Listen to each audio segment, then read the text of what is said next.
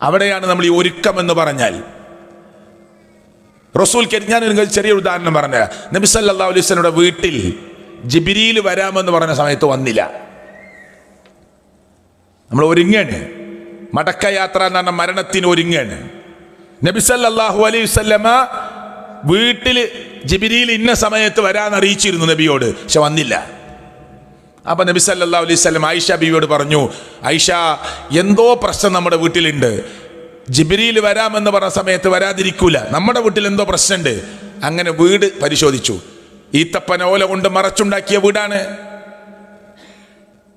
ഈ നബി സല്ലല്ലാഹു അലൈഹി വസല്ലം കിടക്കുന്ന കട്ടിലിന്റെ ചുവട്ടിൽ ഒരു പട്ടിക്കുട്ടി കിടന്നുറങ്ങുന്നുണ്ട്. അതിനൊരു ഇല കൂട്ടിപ്പിടിച്ച്, ചെറിയ പട്ടിക്കുട്ടിയാ, ഇല കൂട്ടിപ്പിടിച്ച് പുറത്ത് വലിച്ചിട്ടപ്പോൾ ജിബ്രീൽ ഉള്ളിൽ കയറി. ജിബ്രീൽ നബിയോട് പറയാണ്, ഇന്നാ ലാ നദ്ഖുലു ബൈത, ഞങ്ങൾക്കൊരു വീട്ടിൽ പ്രവേശിക്കാൻ പാടില്ല, അള്ളാന്റെ ഓർഡറാണ്. ഫീഹി, ആ വീട്ടിലുണ്ടെങ്കിൽ, വീട്ടിനുള്ളിലുണ്ടെങ്കിൽ കെൽബ് വസൂറ, പട്ടിയും രൂപങ്ങളും ചിത്രങ്ങളും വെച്ച വീടാണെങ്കിൽ കയറരുത് എന്നാണ് അള്ളാഹുവിൻ്റെ ഓർഡർ. നിങ്ങളുടെ വീട്ടിൽ ഒരു പട്ടിക്കുട്ടി ഉണ്ടായിരുന്നു, ഒരു നിർവാഹവുമില്ല, പുറത്തായിരുന്നു ഞാൻ. നബിയുടെ വീടാ സ്വല്ലല്ലാഹു അലൈഹി വസല്ലമയുടെ വീട്. ചെറുതായി കാണാൻ പറ്റുമോ നമുക്കതിനെ? പറ്റുമോ? അപ്പോൾ പട്ടിയെ നമുക്ക് വളർത്തിക്കൂടെ? വളർത്താം, കാവലിന് വേണ്ടി വളർത്താം, വേട്ടയ്ക്ക് വേണ്ടി വളർത്താം, പക്ഷെ വീടിൻ്റെ പുറത്ത് നിർത്തണം, വീട്ടിൻ്റെ ഉള്ളിൽ പ്രവേശിപ്പിക്കാൻ പാടില്ല. അതാ ഇസ്ലാമിൻ്റെ നിയമം. അത് അള്ളാന്റെ റസൂൽ സല്ലല്ലാഹു അലൈഹി വസല്ലം വീട്ടിലായിട്ട് പോലും ജിബ്രീൽ കയറിയോ? ഇല്ല. ഇതിനെ വ്യാഖ്യാനിച്ച സ്ഥലത്ത് പണ്ഡിതന്മാർ പറയാ, നമ്മളൊക്കെ അതിനെ നിസ്സാരമായി കാണും. അലമാരയിൽ സിംഹത്തിൻ്റെ രൂപം, അലമാരയിൽ പുലിയുടെ രൂപം, അലമാരയിൽ കുതിരയുടെ രൂപം, കുട്ടികൾക്ക് കളിക്കാനും കൊടുക്കൂല, ഗ്ലാസ് ഇട്ട് പൂട്ടി വെച്ചിരിക്കുക. എന്തൊരു മനോഹരമായി ഉണ്ടാക്കിയ, കൊത്തുപണിയിൽ ഉണ്ടാക്കിയ കുതിരൻ്റെ രൂപ. അത് ഒരു പ്രദർശന വസ്തുവായി വെക്കാൻ മുസ്ലിമിന് പാടില്ല. എന്നാ ടോയ്സ് ആയിട്ട് വാങ്ങാം. കണ്ടോ, ജീവനുള്ള വസ്തുക്കളുടെ രൂപം നിങ്ങൾ പ്രദർശന വസ്തുവായി വെച്ചുകൂടാ. മറിച്ച് എന്ത് ചെയ്യാം? കുട്ടിക്ക് ടോയ്സ് ആയിട്ട് കൊടുക്കുക. കുട്ടിയെ മണ്ണിലെറിയും. നല്ലൊരു മരത്തിൻ്റെ കുതിര വാങ്ങിക്കൊടുത്തു, ചിലപ്പോൾ മറിച്ചിടും, ചിലപ്പോൾ മണ്ണ് വീഴും, ചിലപ്പോൾ ആ കുട്ടി അതിൻ്റെ മേലെ കയറി മൂത്രയിച്ചു എന്ന് വരും. ചെറിയ കുഞ്ഞല്ലേ, അത് കഴുകി വൃത്തിയാക്കേണ്ടി വരും. ആദരിക്കപ്പെടുന്ന വസ്തുവോ എന്തോ ഒരു കൗതുക വസ്തുവായിട്ടല്ല അതിനെ വാങ്ങിയത്, മറിച്ചത് കുട്ടിക്കുള്ള ടോയ്സ് ആയിട്ടാണ്. വാങ്ങാം. പണ്ഡിതന്മാരെ ചർച്ച ചെയ്തിട്ടില്ലേ? ഉണ്ട്. എന്നാൽ നമ്മളൊരു സാധനം വാങ്ങി, ഒരു രൂപം, ഒരു പൂച്ചക്കുട്ടിയുടെ രൂപം, അലമാരയിൽ വെച്ച് പൂട്ടി, ഗ്ലാസ് ഇട്ട് പൂട്ടിയിരിക്കുക, കുട്ടിക്ക് തൊടാൻ സമ്മതിക്കൂല. നമ്മളെ വല്ലിപ്പ മരിച്ചിട്ട് 10 കൊല്ലായി, ഒരു ഫ്രെയിം ചെയ്ത് ഇങ്ങനെ ചുമരിൽ ഒട്ടിച്ചു വെച്ചിരിക്കുക. അപ്പൊ ഇതൊക്കെ അത്ര ഗൗരവമുള്ള കാര്യമാണോ? അള്ളാഹുവിന്റെ പൊരുത്തമാണ് പ്രിയപ്പെട്ടവരെ നമുക്ക് വേണ്ടത്. ചിലപ്പോൾ നമ്മൾ നാളെ മരിച്ചേക്കാം. അപ്പൊ നമ്മൾ ഇതൊക്കെ ഒരു ചെറിയ കാര്യമായി കണ്ട് ഇതിനൊക്കെ നിസ്സാരവൽക്കരിച്ച് അങ്ങനെയാണോ നമ്മൾ പോവേണ്ടത്? അല്ല. അള്ളാഹുവിന്റെ പൊരുത്തമാണ് നമ്മുടെ വീട്ടിൽ ഉണ്ടാവേണ്ടത്, നമ്മുടെ പള്ളിയിൽ ഉണ്ടാവേണ്ടത്, നമ്മുടെ ജീവിതത്തിൽ ഉണ്ടാവേണ്ടത്. അങ്ങനെ ചെറിയ കാര്യത്തിൽ പോലും നമ്മൾ ഒരുങ്ങണം. അപ്പോഴാ നമുക്കൊരു സമാധാനത്തോടു കൂടിയുള്ള മരണത്തെ പുൽകാൻ സാധിക്കുക. അള്ളാഹു തൗഫീക്ക് നൽകുമാറാകട്ടെ. അള്ളാഹു തൗഫീക്ക് നൽകുമാറാകട്ടെ. ഇനി നമ്മൾ ഏറ്റവും മർമ്മം നോക്കുക, 5 നേരത്തെ നമസ്കാരം. അത് ജമാഅത്തായി നമ്മൾ നിസ്കരിക്കുന്നുണ്ടോ? നമ്മളെ മോൻ ആദ്യമായി പോവുകയാണ് പ്രവാസി ആയി പ്രവാസ ലോകത്തേക്ക്, ഒരു പ്രവാസിയാവാൻ പോവുക. അവനോട് എന്തൊക്കെ പറഞ്ഞു കൊടുക്കും ബാപ്പ?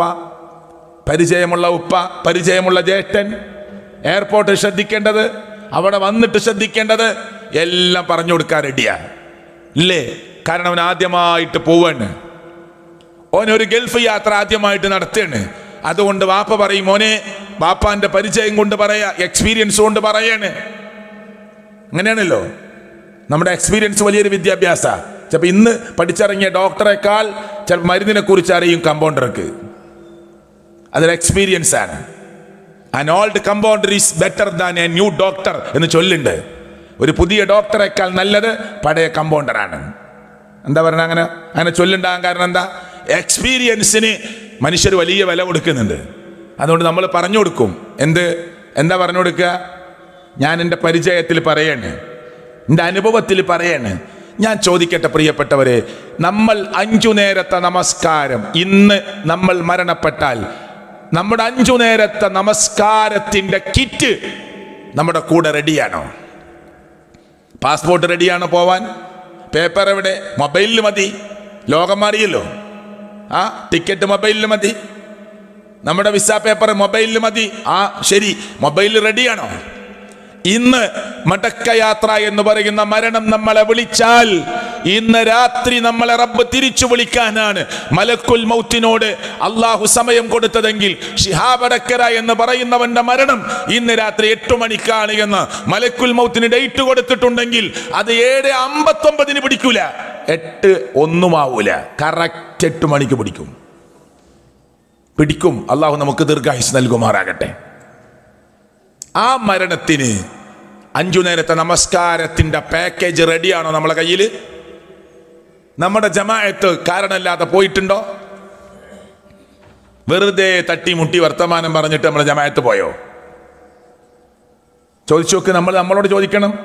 ഞാനിതൊരു പൊതുപ്രഭാഷണം നടത്തുന്നത് പോലെയുള്ള സംസാരമല്ല ഞാൻ നിങ്ങളുടെ മുമ്പിൽ നടത്തുന്നത്, ഒരു ക്ലാസ്സാണ്. ഞാൻ നിങ്ങളോട് ചോദിക്കുകയാണ്, ചെറിയ കാരണം കൊണ്ട് നമ്മുടെ ജമാഅത്ത് പോയോ? ഒരു മനുഷ്യൻ അള്ളാഹു നൽകിയ അപാരമായ അനുഗ്രഹമാകുന്ന ഈ ശരീരം, ഈ കണ്ണ്, ലോകത്ത് ഇത്ര പവറുള്ള ഒരു ക്യാമറ സംവിധാനം ലോകത്തിന് വരെ കണ്ടെത്താൻ പറ്റിയിട്ടില്ല. ഈ തലയോട്ടി തുറന്നാൽ 496 കിലോമീറ്റർ നീളമുള്ള ഞരമ്പ് ചുരുട്ടിയതാ തലച്ചോറ്. എത്ര? 496 കിലോമീറ്റർ നീളമുള്ള ഞരമ്പ് ചുരുട്ടി വെച്ചതാ നമ്മുടെ തലച്ചോറ്. ഇവിടുന്ന് കോഴിക്കോട്ടേക്ക് എത്ര ദൂരമുണ്ട്? 80.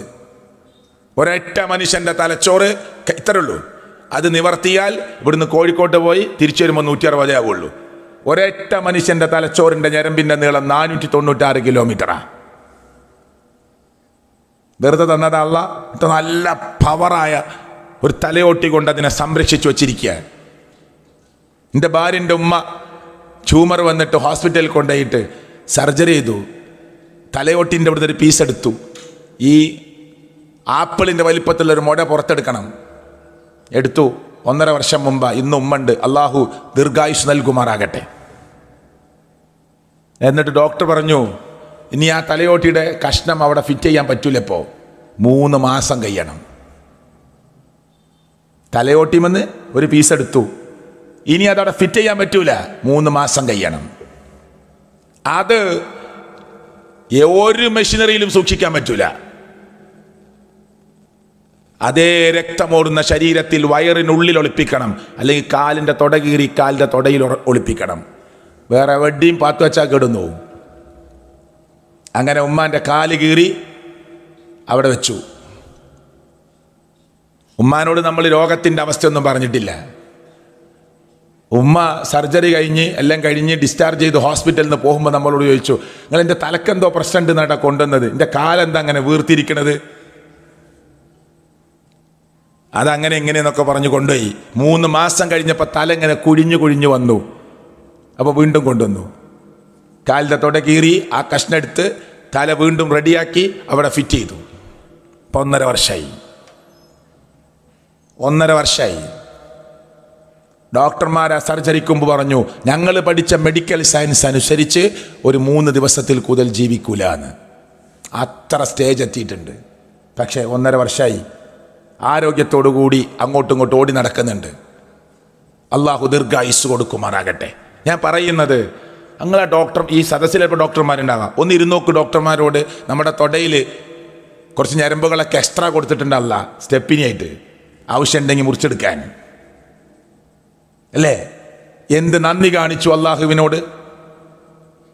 ഒരു കിഡ്നി ഒരു മാങ്ങാണ്ടിയുടെ വലിപ്പമുള്ളൂ. 170 ലിറ്റർ രക്തമാണ് ഒരു ദിവസം ഫിൽട്ടർ ചെയ്യുക.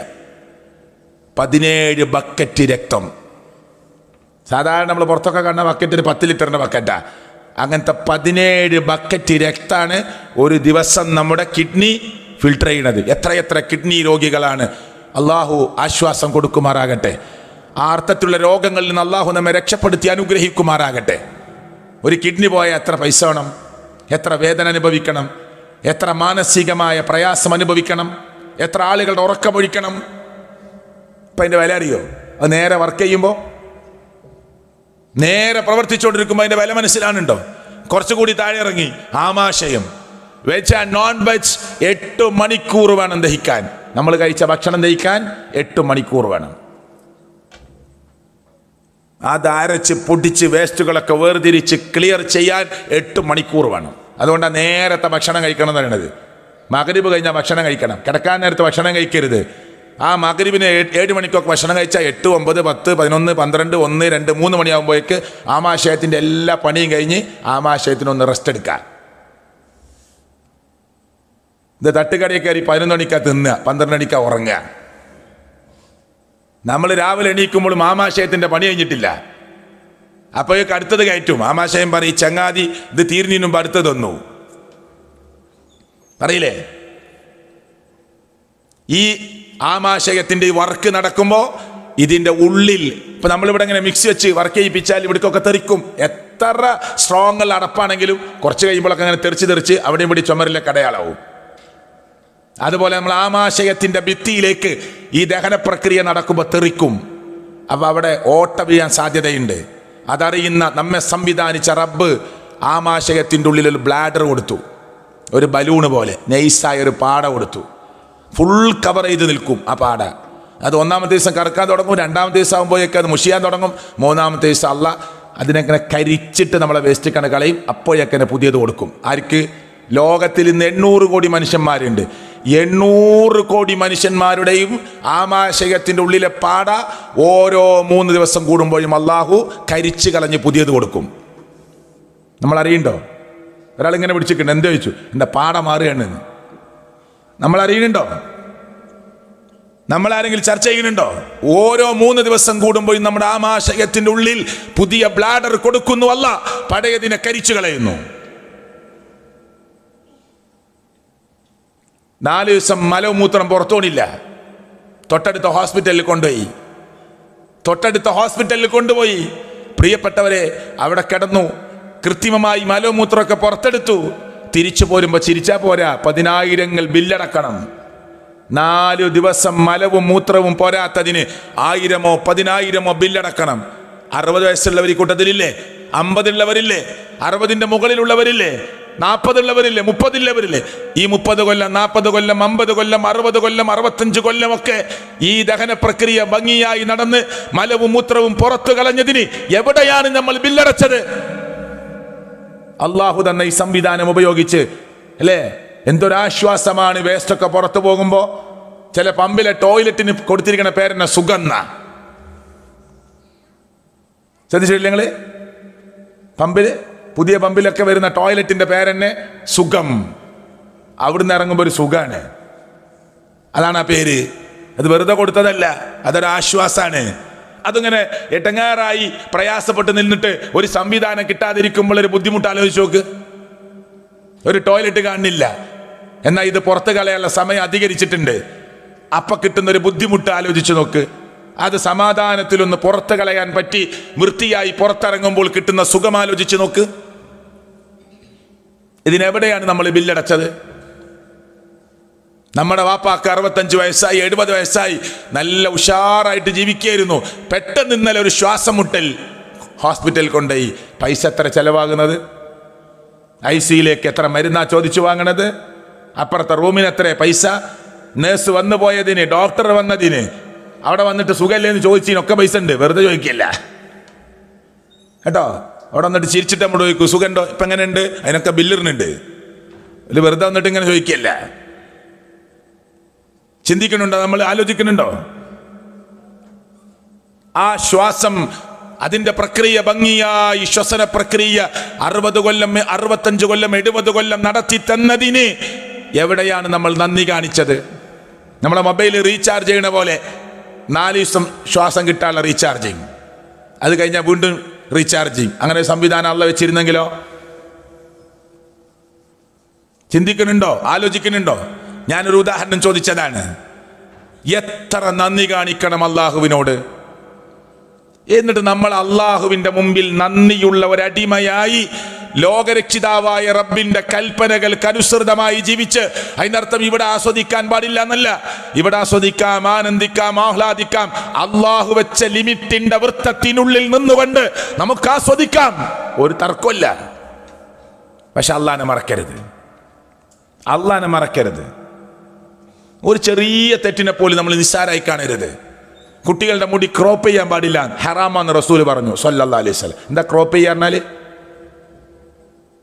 മനസ്സിലായില്ലേ? ഒരു ഭാഗം ചെറുതാക്കുക, മെഷീൻ വെച്ചിട്ട് അങ്ങോട്ട് ചെറുതാക്കും, ബാക്കി ഭാഗം പൊന്തിക്കും, 2 സൈഡും ഇങ്ങനെ ക്രോപ്പ് ചെയ്യുക. നല്ല രസാ ചെറിയ കുട്ടികൾക്കൊക്കെ കാണാൻ. അല്ലാഹുവിന്റെ റസൂൽ പറഞ്ഞു ഹറാമാണ്. അപ്പൊ നമ്മളാള് അതൊന്നും സാരല്ല ഉണ്ട്. എന്താ അങ്ങനെ? അപ്പൊ ദീനിനോട് എന്താ കൂറ് നമുക്ക്? അപ്പൊ ഈ കുട്ടിക്ക് അതറിയോ? അറിയില്ല. ആൺകുട്ടിയെ സ്വർണ്ണ അണിയിപ്പിക്കരുത് പറഞ്ഞു റസൂൽ. ആണിനും ആൺകുട്ടിക്കൊന്നും സ്വർണ്ണ അണിയിപ്പിക്കാൻ പാടില്ല. അപ്പൊ നമ്മൾ പറയാം ചെറിയ കുട്ടിയല്ലേ, കണ്ടോ? അതാണ് നമ്മൾ ദീനിനോടുള്ള നമ്മുടെ സമീപനം. പാടില്ല. അല്ലാഹുവിന്റെ റസൂൽ എന്തു പറഞ്ഞു? അതാണ് ഇഷ്ടം. സഹാബിയുടെ കയ്യിൽ നിന്ന് സ്വർണത്തിന്റെ മോതിരം ഊരി നബി നിലത്തേക്ക് ഇട്ടു, അല്ലേ? റസൂൽ കരീം സല്ലല്ലാഹു അലൈഹി വസല്ലം നടന്നുപോയി. എല്ലാവരും പറഞ്ഞു എടുത്തോ, വീട്ടിൽ കൊടുക്കാലോ, ഉപയോഗിക്കണ്ട. വേണ്ട, റസൂൽ കളഞ്ഞത് ഞാൻ എടുക്കണില്ല അറിഞ്ഞ്. ഉണ്ടായിട്ടില്ലേ? എന്താ അങ്ങനെ? നമ്മളെല്ലാത്തിനും നമ്മുടെ ഇഷ്ടപ്രകാരം ഒരു ഒരു ഒരു ഒരു വ്യാഖ്യാനവും അന്ന് ഉണ്ടാവാൻ പാടില്ല ദീനിൽ. നമുക്ക് പറ്റാവുന്നത്ര ചെയ്യുക. പക്ഷെ നമ്മൾ എന്ത് ചെയ്യരുത്? ദീനിന്റെ ഒരു കാര്യത്തെയും നമ്മുടെ ഇഷ്ടപ്രകാരം വ്യാഖ്യാനിക്കുകയോ ലാഘവത്തോടു കൂടി കാണുകയോ ചെയ്യാൻ പാടില്ല. പറ്റാവുന്നത്ര നമ്മൾ ചെയ്യുക. കഴിയാത്ത സുന്നത്തുകൾ നമുക്ക് ചെയ്യാൻ പറ്റുന്നില്ലേ, നമ്മൾ മിണ്ടാതിരിക്കുക. അതെങ്കിലും നമ്മൾ ദീനിനോട് ചെയ്തിട്ടില്ലെങ്കിൽ പ്രിയപ്പെട്ടവരെ, നമ്മൾ ദീനിനോട് ചെയ്യുന്ന തെറ്റായ സമീപനമായിരിക്കും അത്. അള്ളാഹു നമ്മെ കാത്തുരക്ഷിക്കുമാറാകട്ടെ എല്ലാ വിഷയത്തിലും. അങ്ങനെ എല്ലാ വിഷയം എടുത്തോളൂ നിങ്ങൾ. ഇപ്പൊ നമ്മുടെ മക്കളുടെയൊക്കെ അവസ്ഥ എന്താ? നമ്മുടെ മോള് 8-ലല്ലേ, അതിനിപ്പോ എന്താ ജീൻസിന്റെ പാൻറ്റും ടീഷർട്ടും. എന്നിട്ട് ഓള് 9th-ലെത്തി. ആ ചെറിയ കുട്ടിയല്ലേ, നമുക്ക് ചെറിയ മോളാണ്. നമുക്ക് ചെറിയ മോളാണ്, കാരണം നമുക്ക് 4 മക്കൾ വേറെ ഉണ്ട്. നമ്മളെ ചെറിയ മോളാണ്. ഓള് 8th-ലെത്തിയിട്ടുള്ളൂ. അതുകൊണ്ട് ജീൻസിന്റെ പാൻറ്റും ടീഷർട്ടും നമ്മൾ അണിയിപ്പിച്ചു. ഓള് +2-ലെത്തി. എന്നിട്ട് പറഞ്ഞ നേരെ ഡ്രസ്സ് അണിയണം എന്ന് പറയുമ്പോൾ അവള് പറയാ സമ്മതിക്കണില്ല. അപ്പൊ തുടങ്ങുക ആരെ ഒരു കൗൺസിലിങ്ങിന് കിട്ടുക? ഉണ്ടാവലില്ലേ? നബി സല്ലല്ലാഹു അലൈഹി വസല്ലം പറഞ്ഞു, സ്വഹാബത്ത് കൈമാറി ഹദീസുകൾ കുട്ടികളെ സംരക്ഷിക്കുന്നതും കുട്ടികളെ പഠിപ്പിക്കുന്നതും രീതിശാസ്ത്രത്തെ കുറിച്ച് പറഞ്ഞിട്ട് മദ്ഹബിന്റെ ഇമാമുകൾ അതിനെ വ്യാഖ്യാനിച്ച സ്ഥലത്ത് പറഞ്ഞു, നിങ്ങളുടെ മക്കൾ 7 വയസ്സുവരെ പോലീസാണ്. എന്താ പറഞ്ഞതിന്റെ അർത്ഥം? 7 വയസ്സുവരെ നമ്മളെ കുട്ടികൾ ചോദിച്ചുകൊണ്ടേയിരിക്കും. ഇതെന്താ ആരാടാ ഉറങ്ങണേ, ഇങ്ങനെയൊക്കെ ചോദിച്ചുകൊണ്ടിരിക്കും. മനസ്സിലായില്ലേ? ഇങ്ങനെ ചോദ്യങ്ങൾ വരും. അതെന്താ, അത് ഫാനാ, ഇതെന്താ, ഇത് ലൈറ്റാ, അതെന്താ, അത് ക്ലോക്കാ. അപ്പൊ നമ്മൾ ദേഷ്യം പിടിക്കാൻ പാടില്ല, മിണ്ടാതിരിക്കുക. കുറെ നേരമായി പറയാൻ പാടില്ല. കുട്ടി ചോദിച്ചുകൊണ്ടേയിരിക്കും. കുട്ടി അന്വേഷണാത്മക ജീവിതം തുടങ്ങുകയാണ്. 7 വയസ്സ് മുതൽ 14 വയസ്സ് വരെ നമ്മുടെ കുട്ടികൾക്ക് സർവ്വ നല്ല സംസ്കാരം, സഖാഫത്ത്, കൾച്ചർ, നല്ല മാനേഴ്സ് ഒക്കെ പഠിപ്പിക്കണം. 14 വയസ്സിനുള്ളിൽ എങ്ങനെ ഉമ്മാനോട് പെരുമാറേണ്ടത്, എങ്ങനെ വാപ്പാനോട് പെരുമാറേണ്ടത്, എങ്ങനെ അയൽവാസികളോടുള്ള സമീപനം, എങ്ങനെ നമ്മുടെ വീട്ടിൽ വരുന്നവരോടുള്ള സമീപനം, എങ്ങനെയൊക്കെയാണ് ദീനി അതിൻ്റെ ചുറ്റുപാടുകൾ എല്ലാം പഠിപ്പിക്കണം. 14 വയസ്സ് മുതൽ 21 വയസ്സ് വരെ ഉപ്പ മകന്റെ കൂട്ടുകാരനാകണം, ഉമ്മ മകളുടെ കൂട്ടുകാരിയാകണം. എന്നാൽ പിന്നെ നമ്മുടെ കൂടെ ഉണ്ടാവുക മോള്, നമ്മുടെ കൂടെ ഉണ്ടാവുക മോന് 21 വയസ്സ് വരെ കീപ്പ് ചെയ്താൽ. ഞാൻ പറഞ്ഞല്ല, അങ്ങനെ ഒരുങ്ങാണ് നമ്മൾ. എന്തിന്? ആ പരിശീലനത്തിന്റെ കളരിയിൽ നമ്മൾ നമ്മുടെ കുട്ടി മരിച്ചാൽ നമുക്ക് പ്രതീക്ഷിക്കാം സ്വർഗം. അതിനിടയിൽ നമ്മൾ മരിച്ചാൽ നമുക്ക് പ്രതീക്ഷിക്കാം സ്വർഗം. കാരണം ഞാൻ എൻ്റെ കഴിവിന്റെ പരമാവധി എൻ്റെ മോനെയും എൻ്റെ മോളെയും എൻ്റെ കുടുംബത്തെയും നരകാഗ്നിയിൽ നിന്ന് രക്ഷപ്പെടുത്താനുള്ള ശ്രമം നടത്തിയിട്ടുണ്ട്. ഞാൻ എൻ്റെ തടിയെ നരകത്തിൽ നിന്ന് രക്ഷപ്പെടുത്താനും എൻ്റെ ബന്ധുമിത്രാദികളെ, കൂട്ടുകുടുംബങ്ങളെ നരകാഗ്നിയിൽ നിന്ന് രക്ഷപ്പെടുത്താനും വേണ്ടിയുള്ള പരിശ്രമം ഞാൻ നടത്തിയിട്ടുണ്ട്. അള്ളാഹു തൗഫീക്ക് നൽകുമാറാകട്ടെ. സുഹൃത്തുക്കളെ, മരണം എന്നത്, ഞാൻ ചുരുക്കി പറയാ, മരണമെന്നത് നമ്മൾ പ്രതീക്ഷിക്കുന്നത് പോലെയുള്ള ഒരു ചെറിയ സംഭവമല്ല. നബി സല്ലല്ലാഹു അലൈഹി വസല്ലം പറഞ്ഞു, നല്ല മനുഷ്യരുടെ മരണമെന്ന് പറഞ്ഞാൽ സലാമുൻ അലൈക്കും ഉദ്ഖുലുൽ ജന്ന ബിമാ കുൻതും തഅമലൂൻ. നബി കരീം സല്ലല്ലാഹു അലൈഹി വസല്ലം പറഞ്ഞു, ഈ ആയത്ത് പറഞ്ഞിട്ട് എന്താ പറഞ്ഞത്? മരിപ്പിക്കുന്ന മലക്കുൽ മൗത്ത് ആരെയാണോ മരിപ്പിക്കാൻ അള്ളാഹു ഓർഡർ കൊടുത്തിട്ടുള്ളത്, അയാളുടെ അടുത്ത് വന്നിരുന്നിട്ട് പറയുന്ന വാക്കാണ് സലാമുൻ അലൈക്കും ഉദ്ഖുലുൽ ജന്ന, നിങ്ങൾക്ക് സമാധാനം, പേടിക്കണ്ട, ഭയപ്പെടണ്ട. ഞാൻ പറഞ്ഞ എൻ്റെ ഒപ്പം മരിച്ചിട്ടുണ്ട്, നിങ്ങളൊക്കെ ഒപ്പമാരും ഉമ്മമാരും വല്യമാരൊക്കെ മരിച്ചവരുണ്ടാവും ഈ കൂട്ടത്തിൽ. ആ രംഗം നമ്മൾ അനുഭവിക്കുന്ന നമുക്ക് മനസ്സിലാവുക. നബി സല്ലല്ലാഹു അലൈഹി വസല്ലം പറഞ്ഞെന്താണ്? സലാമുൻ അലൈക്കും ഉദ്ഖുലുൽ ജന്ന, ദാ പേടിക്കണ്ട, സ്വർഗത്തിലേക്ക് കൊണ്ടുപോകാനാണ് വന്നിട്ടുള്ളത്, സ്വർഗത്തിലേക്ക് കൊണ്ടുപോകാനാണ് വന്നിട്ടുള്ളത്. ബിമാ കുൻതും തഅമലൂൻ, നിങ്ങൾ ചെയ്ത പ്രവർത്തനങ്ങൾ നിമിത്തം. ഒന്ന് പുഞ്ചിരിച്ചതുപോലും, ചിരിച്ചാ കൂലിയാണ്, ഇളിച്ചാ കുറ്റാണ്. കണ്ടോ? ചിരിച്ചാ കൂലിട്ടോ, കളിയാക്കി ചിരിച്ചാലോ അതിന് കുറ്റാണ്. ചെറിയ കാര്യം, ഒരു വഴിയിൽ കിടക്കുന്ന ഒരു ചെറിയ മുള്ള് നീക്കിയാൽ, ഇമാത്തത്തുൽ അദാ അനി ത്വരീഖ്, വഴിയിൽ കിടക്കുന്ന ഒരു ചെറിയ ഉപദ്രവം നീക്കിയാൽ അതിന് പ്രതിഫലമുണ്ട്. ജിഹാദുൻ ഫീ സബീലില്ലാഹ്, അള്ളാഹുവിന്റെ മാർഗത്തിലുള്ള ജിഹാദാണ് എന്ന് മുഹമ്മദ് മുസ്തഫ സല്ലല്ലാഹു അലൈഹി വസല്ലം പറഞ്ഞിട്ടില്ലേ?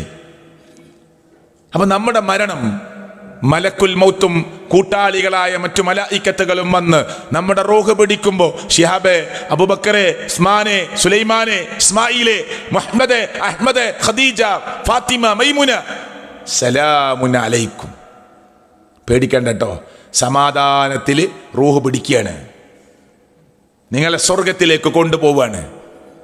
നിങ്ങൾ ചെയ്ത പ്രവർത്തന നിമിത്തം, നീ കൊടുത്ത സ്വതക്ക, നീ നിർവഹിച്ച നമസ്കാരം, നീ പാലിച്ച കുടുംബജീവിതം, നീ പുലർത്തിയ അയൽപക്ക ബന്ധങ്ങൾ, നീ കാണിച്ച സാമൂഹ്യ മര്യാദ, നീ കാണിച്ചിട്ടുള്ള സൽസ്വഭാവം, എല്ലാം നിമിത്തം നിനക്ക് സ്വർഗം ഉണ്ട്, ആ സ്വർഗത്തിലേക്ക് കൊണ്ടുപോകാനാണ് ഞങ്ങൾ വന്നിട്ടുള്ളത് എന്ന് പ്രിയപ്പെട്ടവരെ മലക്കുൽ മൗത്ത് പറയുന്ന രംഗമുണ്ട് എന്ന് അള്ളാഹുവിന്റെ പ്രവാചകൻ മുഹമ്മദ് മുസ്തഫ സല്ലല്ലാഹു അലൈഹി വസല്ലമ പറയുന്നു.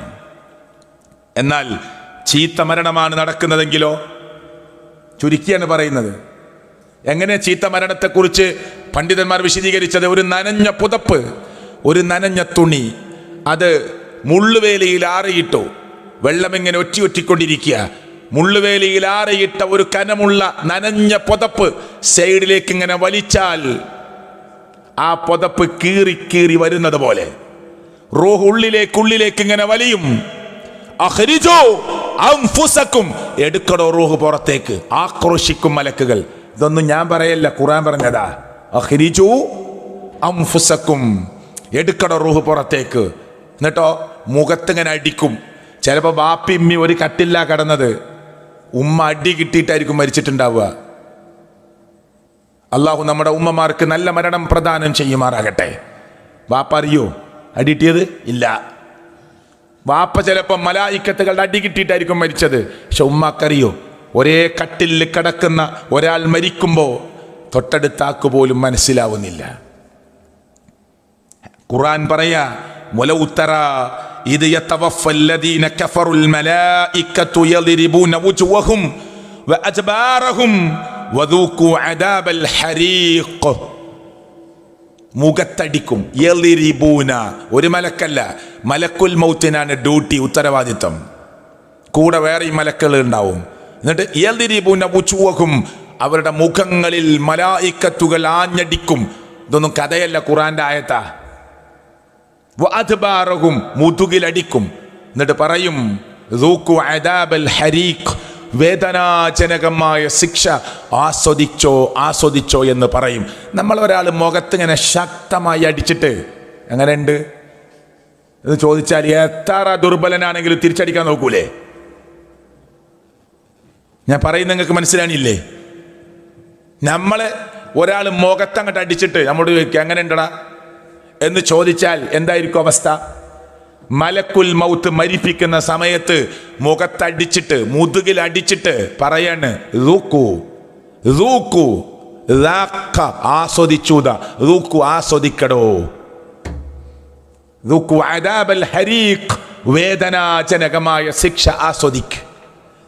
നിന്നെ ഒന്നും വെറുതെ വിടാൻ പറ്റൂല. പടച്ചോന്റെ ഭാഗത്തു നിന്നുള്ള ഓർഡർ തല്ലിയിട്ട് നിന്റെ റൂഹ് വാങ്ങാനാ, അടിച്ചിട്ട് നിന്റെ റൂഹ് വാങ്ങാനാ.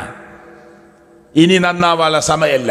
ഏതു മനുഷ്യനും ആ സമയത്ത് പറഞ്ഞു പോകും, പടച്ചവനെ കുറച്ച് സമയം കൊണ്ട വലൻ യുഅഖിറല്ലാഹു നഫ്സൻ ഇദാ ജാഅ അജലുഹാ. കുറച്ച് സമയം നീട്ടിക്കിട്ടിയാൽ എന്ന് എല്ലാവരും ആലോചിക്കും, പക്ഷെ നീട്ടിക്കൊടുക്കുന്ന പ്രശ്നമില്ല. എത്ര സമയം കിട്ടി? ഇപ്പം ഈ പള്ളിയിരിക്കുന്ന 60 വയസ്സുള്ള ആൾക്ക് 60 കൊല്ലം കിട്ടി. ആദ്യത്തെ 15 കൊല്ലം ബോധമല്ല, കുട്ടിത്തം എന്നൊക്കെ പറഞ്ഞു വിട്ടോ. എന്നാൽ 45 കൊല്ലം കിട്ടി ശരിയാവാൻ. 30-കാരന് മിനിമം 15 കൊല്ലം കിട്ടി ശരിയാവാൻ. എന്നിട്ട് മരിക്കണം എന്ന് പറയാ, കുറച്ച് സമയം കൊണ്ട് റബ്ബേ ശരിയായിക്കൊള്ളാന്ന്. എന്നാ മരിക്കണത് ചിലപ്പോൾ 45-ൽ, ചിലപ്പോൾ 50-ൽ, ചിലപ്പോൾ 60-ൽ. എന്നിട്ട് പറയാ കുറച്ച് സമയം കൊണ്ടാണ്. ഇപ്പൊ തന്നതോ? ഇത്രയും കാലം തന്നതോ? അത് ലിസ്റ്റിലില്ലേ? പക്ഷെ ബോധം ഉണ്ടായിരുന്നില്ല. ഇങ്ങനെ മരണം സംഭവിക്കുമെന്ന് അള്ളാഹുവിന്റെ പ്രവാചകനാണ് പരിശുദ്ധമായ ഖുർആൻ ഓതിയിട്ടാണ് നമ്മളെ പഠിപ്പിക്കുന്നത്. ലോകത്തിലെ ഏറ്റവും വലിയ അഷ്റഫുൽ ഖൽക്കാര മുഹമ്മദ് മുസ്തഫ സല്ലല്ലാഹു അലൈഹി വസല്ലം. നബിയുടെ പേര് കേൾക്കുമ്പോൾ സ്വലാത്ത് പറയണം മനസ്സുകൊണ്ട്. പിശുക്ക് കാണിക്കരുതെന്ന. ഞാൻ ചൊല്ലൂല, അതൊരു അഹങ്കാര. അങ്ങനെ നമ്മുടെ മനസ്സിൽ തോന്നിയാൽ അതൊന്നും ഇപ്പോൾ പ്രശ്നമൊന്നുമില്ല, ഞാൻ ചൊല്ലൂല, എന്നാലും അഹങ്കാരാണ്. കാരണം അള്ളാന്റെ ഓർഡറാണ്. യാ അയ്യുഹല്ലദീന ആമനൂ, വിശ്വാസികളെ വിളിച്ചിട്ട് അള്ളാഹു തആല പറഞ്ഞു, മുഹമ്മദ് റസൂൽ കരീം സല്ലല്ലാഹു അലൈഹി വസല്ലം മേൽ നിങ്ങൾ സലാം പറയണം, സ്വലാത്ത് ചൊല്ലണം. റബ്ബ് നമ്മെ അനുഗ്രഹിക്കുമാറാകട്ടെ. അപ്പൊ ലോകം കണ്ട അഷ്റഫുൽ ഖൽക്കായ മുഹമ്മദ് മുസ്തഫ സല്ലല്ലാഹു അലൈഹി വസല്ലമ റബീഉൽ അവ്വൽ മാസത്തിൽ ലോകത്തുനിന്ന് വഫാത്താവുക. ആയിഷ ബീവിയുടെ ഷോൾഡറിലേക്ക് ചെരിഞ്ഞു കടന്നു, വേദന കൊണ്ട് ഊർന്നിറങ്ങി. ആയിഷ ബീബി റളിയല്ലാഹു അൻഹയുടെ മടിയിൽ കടന്നു. അഷ്റഫുൽ ഖൽക്കായ മുഹമ്മദ് മുസ്തഫ സല്ലല്ലാഹു അലൈഹി വസല്ലമ ലോകത്തുനിന്ന് വിട പറയുമ്പോൾ കൈകൾ ഇങ്ങനെ ആകാശത്തിലേക്ക് ഉയർത്തി, കാല് ചുരുട്ടി, കാല് നിവർത്തി, കാല് ചുരുട്ടി, കാല് നിവർത്തി, നെറ്റിത്തടം വിയർത്തു കുളിച്ചു, ശരീരമാസകലം വിറക്കാൻ തുടങ്ങി. ആയിഷ ബീവിയോട് പറഞ്ഞു, ഒരു നനഞ്ഞ തുണി കൊണ്ട് എന്റെ നെറ്റികൊന്ന് തുടച്ചുകൊണ്ട്, ആയിഷ, യാ ആയിഷ, ഇന്നലിൽ മൗതി ലസക്കറാത്ത്. എന്തൊരു വേദനയാണ് ആയിഷ മരണത്തിന്. ആരായി പറയണത്? നബി സല്ലല്ലാഹു അലൈഹി വസല്ലം പറഞ്ഞത് എന്താ അറിയോ? വിശ്വാസിയുടെ മരണം എന്ന് പറഞ്ഞാൽ ഒരു കോപ്പയിലെ വെള്ളം വേറൊരു കോപ്പയിലേക്ക് ഇങ്ങനെ ഒഴിക്കുന്നത് പോലെയാവുന്നു. ഒരു പാത്രത്തിലെ വെള്ളം വേറൊരു പാത്രത്തിലേക്ക് ഇങ്ങനെ ഒഴിച്ചാൽ എന്തെങ്കിലും തടസ്സമുണ്ടോ? സ്മൂത്തായിട്ട് ഇങ്ങോട്ട് പോരും. അതുപോലെ മരിക്കും വിശ്വാസി എന്ന ആ വിശ്വാസികളുടെ നേതാവാകുന്ന മുഹമ്മദ് മുസ്തഫ സല്ലല്ലാഹു അലൈഹി വസല്ലം ആയിഷ ബീവിയോട് പറയുന്നത്, യാ ആയിഷ, ഇന്നലിൽ മൗതി ലസക്കറാത്ത്. എന്തൊരു വേദനയാണ്, എന്തൊരു അസ്വസ്ഥതയാണ് ആയിഷ മരണത്തിന്, സഹിക്കാൻ പറ്റുന്നില്ല. കാലിങ്ങനെ ചുരുട്ടി വായിച്ചു നോക്കും നിങ്ങൾ ഹദീസ്. കാല് നിവർത്തി, കാല് ചുരുട്ടും, കൈ ഇങ്ങനെ ഉയർത്തും. മലക്കുൽ മൗത്ത് വന്ന് നബിയോട് ചോദിച്ച എന്താ അറിയോ? നിങ്ങൾക്ക് ഭൂമിയിൽ തുടരണോ അള്ളാഹുവിൻ്റെ അടുത്തേക്ക് മടങ്ങണോ? നിങ്ങളുടെ സമ്മതം ചോദിച്ചിട്ടേ റൂഹ് പിടിക്കാൻ പാടുള്ളൂ എന്ന് അള്ളാഹ് പറഞ്ഞിട്ടുണ്ട്. നമ്മളോട് സമ്മതം ചോദിക്കോ? ഇല്ല. നബിക്ക് മാത്രം ഖാസാണത്. നബിയോട് മലക്കുൽ മൗത്ത് പറയാണ്, നിങ്ങൾക്ക് ഇവിടെ തന്നെ തുടരണോ അള്ളാഹുവിലേക്ക് മടങ്ങണോ? നിങ്ങളുടെ സമ്മതം ചോദിച്ചിട്ടേ പിടിക്കാൻ പാടുള്ളൂ. നിങ്ങൾക്ക് കുറച്ചും കൂടി കാലം ഇവിടെ നിൽക്കണം എന്നാണ് നിങ്ങൾ പറയുന്നതെങ്കിൽ ഇപ്പൊ റൂഹ് പിടിക്കാൻ പാടില്ല. അള്ളാഹിന്റെ ഓർഡറാ. അള്ളാഹുവിന്റെ പ്രവാചകൻ പറഞ്ഞു, റബ്ബിലേക്ക് മടങ്ങാനാണ് എനിക്കിഷ്ടം. 63-ൽ പോയി. എന്നിട്ടാണ് ഈ വേദന. അബൂബക്കർ സിദ്ദീഖ് റളിയല്ലാഹു 63-ൽ, അലി റളിയല്ലാഹു 63-ൽ, ഉമർ ഇബ്നുൽ ഖത്താബ് റളിയല്ലാഹു 63-ൽ, ഉസ്മാൻ ഇബ്നു അഫ്ഫാൻ മാത്രമാണ് റളിയല്ലാഹു അൻഹു കുറച്ചുകൂടി മുന്നോട്ട് പോയത്. ബാക്കിയുള്ളവരൊക്കെ 63-ലാ. ഇനി 63-ൽ വല്ല പ്രത്യേകത ഉണ്ടോ? ഒന്നുമില്ല, ഇല്ല. പക്ഷേ 63 കൊല്ലക്കാലമാണ് അവരൊക്കെ ജീവിച്ചത്. 60-ന്റെയും 70-ന്റെയും ഇടയിലാണ് നമ്മുടെ ശരാശരി ജീവിതകാലം. 70-ന്റെ മുകളിൽ ഒരാൾക്ക് കിട്ടിയാൽ അള്ളാഹു അവന് കൊടുത്ത ബോണസാണ്. ഇതിന് പ്രത്യേക ചോദ്യമുണ്ട്. 70-ന്റെ മേലെ കിട്ടിയാൽ അത് പ്രത്യേകമായ ഒരു ബോണസായി കിട്ടിയതാണ്. അതിന് പ്രത്യേക ചോദ്യം ഉണ്ടാവും. ശരാശരി ബൈന 60 വ 70, 60ന്റെയും 70ന്റെയും ഇടയിലാണ് എൻ്റെ ഉമ്മത്തിൻ്റെ ശരാശരി ജീവിതകാലമെന്ന് മുഹമ്മദ് മുസ്തഫ സ്വല്ലല്ലാഹു അലൈഹി വസല്ലം. ഇത്ര കൊല്ലമുള്ളൂ നമുക്കിവിടെ ജീവിക്കാനുള്ള ആകെ. അതിലിപ്പോൾ എത്ര കൊല്ലം തീർന്നു? ഇനി 60 കൊല്ലം നമ്മൾ 70 കൊല്ലം നമ്മൾ ജീവിച്ചാൽ ഈ സദസ്സിലിരിക്കുന്ന എത്രയോ ആളുകളുടെ ജീവിതത്തിൻ്റെ മുക്കാൽ ഭാഗവും പകുതിയൊക്കെ തീർന്നില്ലേ? പലർക്കും ജീവിച്ചത്ര ഇനി ജീവിക്കുമെന്ന് വല്ല പ്രതീക്ഷയുണ്ടോ? ഉണ്ടോ? ഇല്ല. എന്നിട്ടും നമ്മൾ മരണത്തെക്കുറിച്ച് ആലോചിക്കണില്ലേ? മരണത്തെക്കുറിച്ച് ചിന്തിക്കുന്നില്ലേ? നമ്മൾ എവിടെയെങ്കിലും പോയി ഒളിച്ചാൽ ആ മരണം നമ്മളെ വിട്ടുപോകുമെന്ന് നമ്മൾ ആരെങ്കിലും വിചാരിക്കുന്നുണ്ടോ? ഇല്ല, സാധ്യമല്ലല്ലോ. ഖുൽ ഇന്നൽ മൗതല്ലദീ തഫിറൂന മിൻഹു ഫഇന്നഹു മുലാഖീകും ثم تردون إلى عالم الغيب والشهادة. ദൃശ്യവും അദൃശ്യവും അറിയുന്ന റബ്ബിലേക്ക് നിങ്ങളെ മടക്കി കൊണ്ടുപോകും. ഖുൽ, പറയൂ നബിയേ, ഇന്നൽ മൗതല്ലദീ തഫിറൂന മിൻഹു ഫഇന്നഹു മുലാഖീകും. നിങ്ങൾ എവിടെ പോയി ഓടി ഒളിച്ചാലും, എവിടേക്ക് നിങ്ങൾ ഓടിയാലും മരണം നിങ്ങളെ തേടിയെത്തും. എനിക്ക് മക്കളെ ജിദ്ദന്ന് വരാൻ പറ്റണില്ല. 15 വർഷം മുമ്പത്തെ ഒരു വാർത്ത, പേപ്പർ പ്രസ്സാണ്. എന്തോ ചെറിയ കേസിൽ കുടുങ്ങിയിട്ടുണ്ട്. എന്നാൽ അവിടെ സുഖമായിട്ട് കച്ചവടമൊക്കെ ചെയ്താൽ കേസ് വീട്ടിയാൽ മതി, പ്രശ്നം തീർത്താൽ മതി. പക്ഷെ വരാൻ പറ്റൂല. അതുകൊണ്ട് നിങ്ങളെ കാണാൻ ആഗ്രഹമുണ്ട്. ഭാര്യയോടും മക്കളോട് 2 കുട്ടികൾ അവരങ്ങോട്ട് കൊണ്ടുപോയി. ജിദ്ദ എയർപോർട്ടിൽ ഇറങ്ങി. കൂട്ടുകാരൻ്റെ കാറിൽ റൂമിലേക്ക് പോകുമ്പോൾ മറ്റൊരു വാഹനം ഇടിച്ചു, ഭാര്യ മരിച്ചു. കുടുംബക്കാർ പറയാണ്, മരിക്കാനായിട്ട് അവൾ പോയി. 5-8 കൊല്ലം അവർ തമ്മിൽ കണ്ടിട്ടില്ല കേട്ടോ. വീഡിയോ കോളൊന്നുമില്ല. ഫോണിൽ കൂടി ഇങ്ങനെ വിളിക്കുക, ഈ ഒരൊറ്റ സംസാരം മാത്രം കേൾക്കല. എന്നിട്ടൊന്ന് കാണാൻ കൊതിച്ച് അങ്ങോട്ട് പോയി പേപ്പറുകളൊക്കെ കൂട്ടുകാർ കൂടി പൈസ കൊടുത്ത് സഹായിച്ച് അങ്ങോട്ട് കൊണ്ടുപോവുക. എന്നിട്ട് എയർപോർട്ടിൽ ഇറങ്ങി. കൂട്ടുകാരൻ്റെ കാറിൽ അവർക്ക് വേണ്ടി താമസ സൗകര്യം ഒരുക്കിയ റൂമിലേക്കുള്ള യാത്രക്കിടയിൽ വാഹനം ഇടിച്ച് ഭാര്യ മരിച്ചു. അള്ളാൻ്റെ തീരുമാനം നിങ്ങൾ 2 ആളും ഒരുമിച്ച് ജീവിക്കേണ്ടതാണോ? ആണ്. എന്താ അതിൽ ഖൈറ് നമുക്കറിയില്ല, അള്ളാഹുവിന് മാത്രം. അള്ളാഹു ആലം. പുതുമണവാളൻ കല്യാണത്തിൻ്റെ അന്ന്, നിക്കാഹിൻ്റെ അന്ന് മരിച്ചു. മണവാട്ടി മരിച്ചു. ഇത്ര വാർത്ത കേട്ടിട്ടുണ്ട്. അള്ളാൻ്റെ തീരുമാനം അങ്ങനെയാണ്. കുടുംബത്തിനും അവർക്കുമുള്ള കടുത്ത പരീക്ഷണമാണ്. നമ്മുടെ ഡേറ്റ്, ഈ പള്ളിയിൽ വന്നിരിക്കുന്ന ഓരോരുത്തരുടെയും ഡേറ്റ് മലക്കുൽ മൗത്തിന് കൊടുത്തു കഴിഞ്ഞിട്ടുണ്ട്. നമ്മുടെയൊക്കെ ഡേറ്റ്. പിന്നെ എന്തിനാ കൂട്ടരെ നമ്മൾ അഹങ്കരിക്കുന്നത്? നമ്മുടെയൊക്കെ ഡേറ്റ് കൊടുത്തു കഴിഞ്ഞിട്ടില്ലേ? നമ്മൾ എവിടെ ഓടിച്ചാലും, എവിടെ ഓടിയാലും, ഏത് കോട്ടക്കുള്ളിൽ പോയി ഒളിച്ചാലും, ഖുൽ ഇന്നൽ മൗതല്ലദീ തഫിറൂന മിൻഹു ഫഇന്നഹു മുലാഖീകും സുമ്മ തുറദ്ദൂന ഇലാ ആലിമിൽ ഗൈബി വശ്ശഹാദ. ദൃശ്യവും അദൃശ്യവും അറിയുന്ന റബ്ബിൻ്റെ അടുക്കിലേക്കാണ് നിങ്ങളുടെ മടക്കം. എന്നിട്ട് ഈ പള്ളിയിൽ ഇരിക്കണപ്പോൾ നമ്മളിൽ ഭാര്യയും ഭർത്താവും തമ്മിൽ പ്രശ്നമുള്ളവരുണ്ടാവും. കുറച്ചു കാലം അവിടെ ജീവിക്കുക. കുശുമ്പും കുറുമ്പും വാശിയും വടക്കും വക്കാണോ ആയിട്ട് ജീവിക്കേണ്ടതാണോ? കുറച്ചു കാലം വിട്ടുകൊടുക്കൂല. ജ്യേഷ്ഠനും അനിയനും ഉണ്ടാത്തവരുണ്ടാവും. നഅൂദുബില്ല. 3 ദിവസത്തിൽ കൂടുതൽ തെറ്റാൻ പാടില്ല എന്ന്. എന്നിട്ട് പെരുന്നാളിൻ്റെ അന്നൊക്കെ കെട്ടിപ്പിടിച്ചിട്ട് ആളുകളെ കെട്ടിപ്പിടിച്ച് ആലിംഗനം ചെയ്ത് അപ്പുറത്തേക്ക് ഇപ്പുറത്തേക്കൊക്കെ ആക്കിയിട്ട് പിന്നെ 5 വരുമ്പോൾ അങ്ങോട്ടിരിഞ്ഞ്, എലാപ്പാനെ കാണുമ്പോൾ അങ്ങോട്ടിരിഞ്ഞ്, മൂത്താപ്പാനെ കാണുമ്പോൾ അങ്ങോട്ടിരിഞ്ഞ്. നീ നാട്ടുകാരെ കെട്ടിപ്പിടിച്ചിട്ട് എന്താ കാര്യം? അത് ജാടയല്ലേ? വെറും പുറംപൂച്ച മാത്രമാണത്. ജാട. ഒരു പ്രതിഫലങ്ങൾ പ്രതീക്ഷിക്കണ്ട. മരണബോധം ഉണ്ടെങ്കിൽ ഈ പണി ചെയ്യോ? എന്തിനാ തെറ്റിയത്? പാപ്പാന്റെ സ്വത്ത് ഓരി വെച്ചപ്പോൾ ആ മൂല എനിക്ക് വേണമെന്ന് പറഞ്ഞ്, അതിൽ ചെറിയ 5 പറഞ്ഞു എനിക്കാണ് ആ മൂല വേണ്ടത്. അപ്പൊ നടുക്കത്തോ പറഞ്ഞു എനിക്കാ വേണ്ടത്.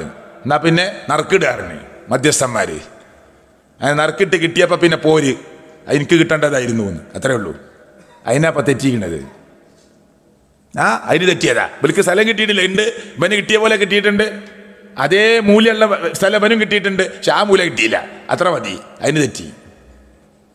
അല്ലെങ്കിൽ അനുജൻ്റെ കുട്ടിയും നമ്മളെ കുട്ടിയും തമ്മിലൊരു അങ്ങോട്ട് ചെറിയ കുട്ടികളൊന്ന് അടിപിടി കൂടി, അതിന് നമ്മളെ ഭാര്യ അനുജൻ്റെ ഭാര്യയും തമ്മിൽ അങ്ങോട്ടും ഇങ്ങോട്ട് വർത്താനായി, അതിന് നിങ്ങൾ രണ്ടാളും തെറ്റി. ഇത്രയേ ഉള്ളൂ. പിന്നെ മിണ്ടാൻ തോന്നുന്നില്ല. അതുകൊണ്ട് ഭയങ്കര കെട്ടിപ്പിടുത്താണ്. പള്ളിയിൽ നിന്ന് ഒന്നാമത്തെ സൊഫിൽ വന്നിരുന്ന് അള്ളഹാനോട് പറയാ, പഠിച്ചോരെ പുറത്തു കൊണ്ടല്ല, നല്ലോണം പുറത്തു തരൂ, മാപ്പ് കൊണ്ടല്ല, പുറത്തു കൊണ്ടല്ല. മനസ്സ് വിശാലതല്ല, ഹൃദയം വിശാലതല്ല. അല്ല മാപ്പ് തരുമോ? അല്ല പുറത്തു തരുമോ? ഇതൊക്കെയല്ലേ നമ്മളെ മനസ്സിൻ്റെ ഉള്ളിൽ. പിന്നെ നമ്മൾ എന്തൊരുക്കാണ് നടത്തിയത്? അതാണ് ഞാൻ ഓരോന്നോരോന്നായി ചോദിക്കാൻ വിചാരിച്ചത്. നമസ്കാരം, അള്ളാഹു നമ്മെ അനുഗ്രഹിക്കുമാറാകട്ടെ. ജമാഅത്ത്, ഈ പള്ളിയിൽ ഇപ്പം ഇരിക്കുന്ന ആളുകൾ, നിങ്ങളെ ജമാഅത്ത് ഈ പള്ളിയിലോ വേറെ ഏതെങ്കിലും പള്ളിയിലോ ജമാഅത്ത് നിങ്ങൾക്ക് നഷ്ടമായിട്ടുണ്ടോ? എന്തിൻ്റെ കാരണത്താലാ? അന്ധനായ സഹാബി വന്ന് നബിയോട് ചോദിക്കുകയാണ്, നബിയേ ഞാൻ വീട്ടിൽ നമസ്കരിച്ചാൽ പോരെ? നബി സല്ലല്ലാഹു അലൈഹി വസല്ലം ഇളവ് കൊടുത്തു. നമ്മളോടൊക്കെ ആരെങ്കിലും ചോദിക്കുകയാണ്, എൻ്റെ കാലിന് ഭയങ്കര പ്രശ്നമാണ്, കണ്ണ് കുറച്ച് മങ്ങിയിട്ടുണ്ട്, ഞാൻ വീട്ടിൽ ഇയൊക്കെ എന്തായാലും വീട്ടിൽ നിസ്കരിച്ചാൽ മതി, രണ്ട് കണ്ണ് നേരെ കാണുക, ഞാൻ തന്നെ എപ്പോഴേലും പോലുള്ളൂ. ഭയങ്കര എളുപ്പ ഫത്വ എളുപ്പം കൊടുത്തു. അള്ളാന്റെ റസൂലിനോടാ ചോദിക്കണേ. അന്ധനായ സഹാബി, കണ്ണ് കാണാത്ത സഹാബി എന്താ ചോദിച്ചത്? ഞാൻ വീട്ടിൽ നിന്ന് നമസ്കരിച്ചാൽ പോരെ? ആ ഹദീസിന്റെ വ്യാഖ്യാനത്തിൽ പറയുന്നത് ളുഹറിനും അസറിനും മഗ്രിബിനുമാണ് ഞാൻ വരാമെന്ന് പറഞ്ഞ, ഇശാഇനും സുബൈക്കും മാത്രം മതി ഇളവുന. എന്താ അന്ധന് പിന്നെന്താ ളുഹർ? അന്ധൻ എന്താ അസർ? കണ്ണ് കാണാത്ത ആൾക്ക് പകലു രാത്രി ഉണ്ടോ?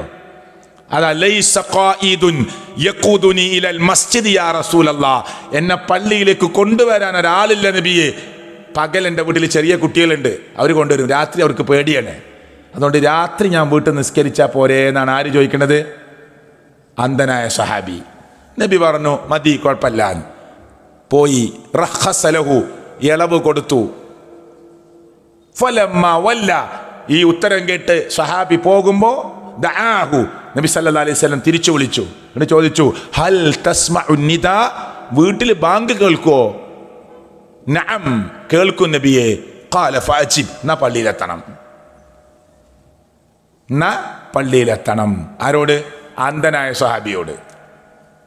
നമ്മളെ ജമാഅത്ത് എന്തിനാ പോയത്? കണ്ണാണായിട്ടാ ആണോ? എന്തിനാ പോയത്?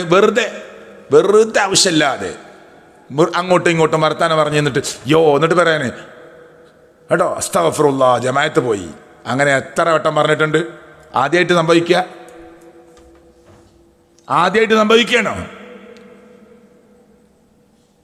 എന്ത് ഉദറാണ് അള്ളാന്റെ കോടതിയിൽ നമ്മൾ പറയാ? അപ്പൊ നമ്മുടെ നമസ്കാരത്തിന്റെ പാക്കേജ്, അതിന്റെ കിറ്റ് റെഡിയാണോ എന്നാണ് എൻ്റെ ഒന്നാമത്തെ ചോദ്യം. പുരുഷന്മാരൊരിക്കലും മുഖീമായ, ആരോഗ്യവാനായ, പ്രായപൂർത്തിയെത്തിയ ഒരൊറ്റ പുരുഷനും ഫർളായ നമസ്കാരം വിട്ട് നമസ്കരിക്കാൻ പാടില്ല. നിർബന്ധമായി ജമാഅത്തിനെത്തണം. എത്താത്തവരുടെ വീട് ഞാൻ കത്തിച്ചു കളഞ്ഞാലോ ലക്കത് ഹമംതു, ഞാൻ അങ്ങനെ ചിന്തിച്ചു പോയി എന്ന് മുഹമ്മദ് മുസ്തഫ. ജമാഅത്തിനെത്താത്ത ആളുകളുടെ വീട് അങ്ങ് തീ കൊടുത്താലോ എന്ന് ഞാൻ ആലോചിച്ചു. പറഞ്ഞിട്ടില്ല ഹദീസില്? ഒരാൾ നബിയെ സുബൈന്റെ നേരത്ത് വീട് കയറി താമസത്തിന് വിളിച്ചു. നിങ്ങളെ നബിയെ എൻ്റെ വീട്ടിൽ വന്ന് സുബൈസ്കരിക്കണം. നബി ചോദിച്ചു, ഈ ശൈത്താനാ? നമ്മളെ നാട്ടിലൊക്കെ ഉണ്ട് അങ്ങനെ പരിപാടി. നിന്റെ വീട് കയറി താമസമാണ്, നിങ്ങളെല്ലാവരും മഗ്‌രിബിസ്കരിക്കാൻ അങ്ങോട്ട് തറന്ന്.